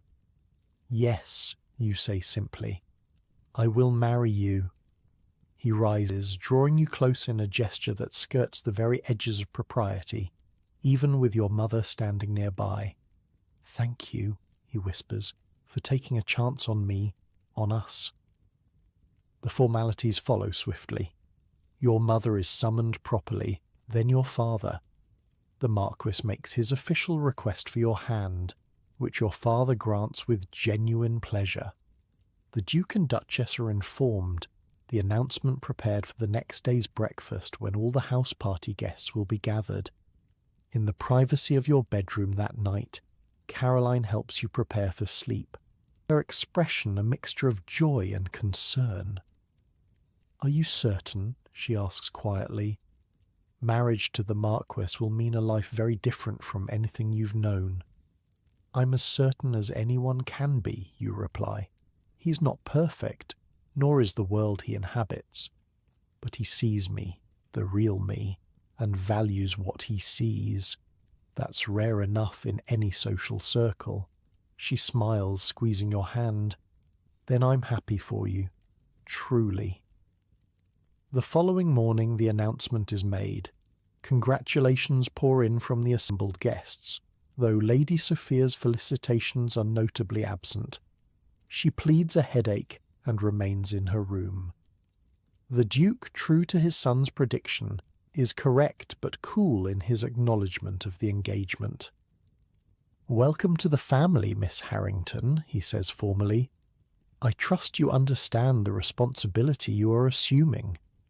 "I believe I do, Your Grace," you reply, meeting his gaze directly, "though I'm sure I have much still to learn." He studies you for a moment, then nods, almost approvingly. "Yes, I believe you do understand. Good. That puts you ahead of most." The Duchess is warmer, embracing you with genuine affection. "My dear girl, I'm so pleased. William has been so much happier since he met you, and Elizabeth adores you already." The child herself is ecstatic, bouncing around the breakfast room with excitement. "Does this mean you'll live here with us, and come to London too, and read me stories every night?" You laugh, kneeling to her level. "It means we'll be a family, yes, though the details will take some time to arrange." The rest of the house party becomes essentially a pre-wedding celebration. The initial 2 weeks extend to 3 as guests linger to participate in the festivities.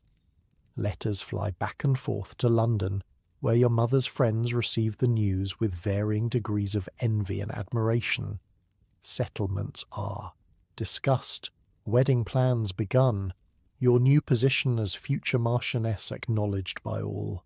In the midst of it all, you and the Marquis, William, as you now call him in private, find moments to be together, always properly chaperoned, always within the bounds of Regency propriety, but with a new freedom to speak openly about your future together. "It won't always be easy," he warns, as you walk in the rose garden one evening, Lady Margaret discreetly trailing behind. "There will be those who question your suitability, who watch for any misstep, including your father, especially my father, at least initially. But he'll come around once he knows you better.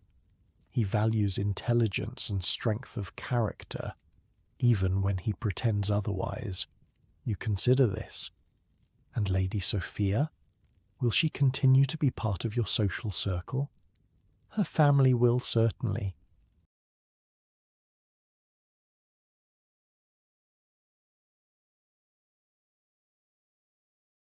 But Sophia herself is already planning an extended visit to relatives in Bath.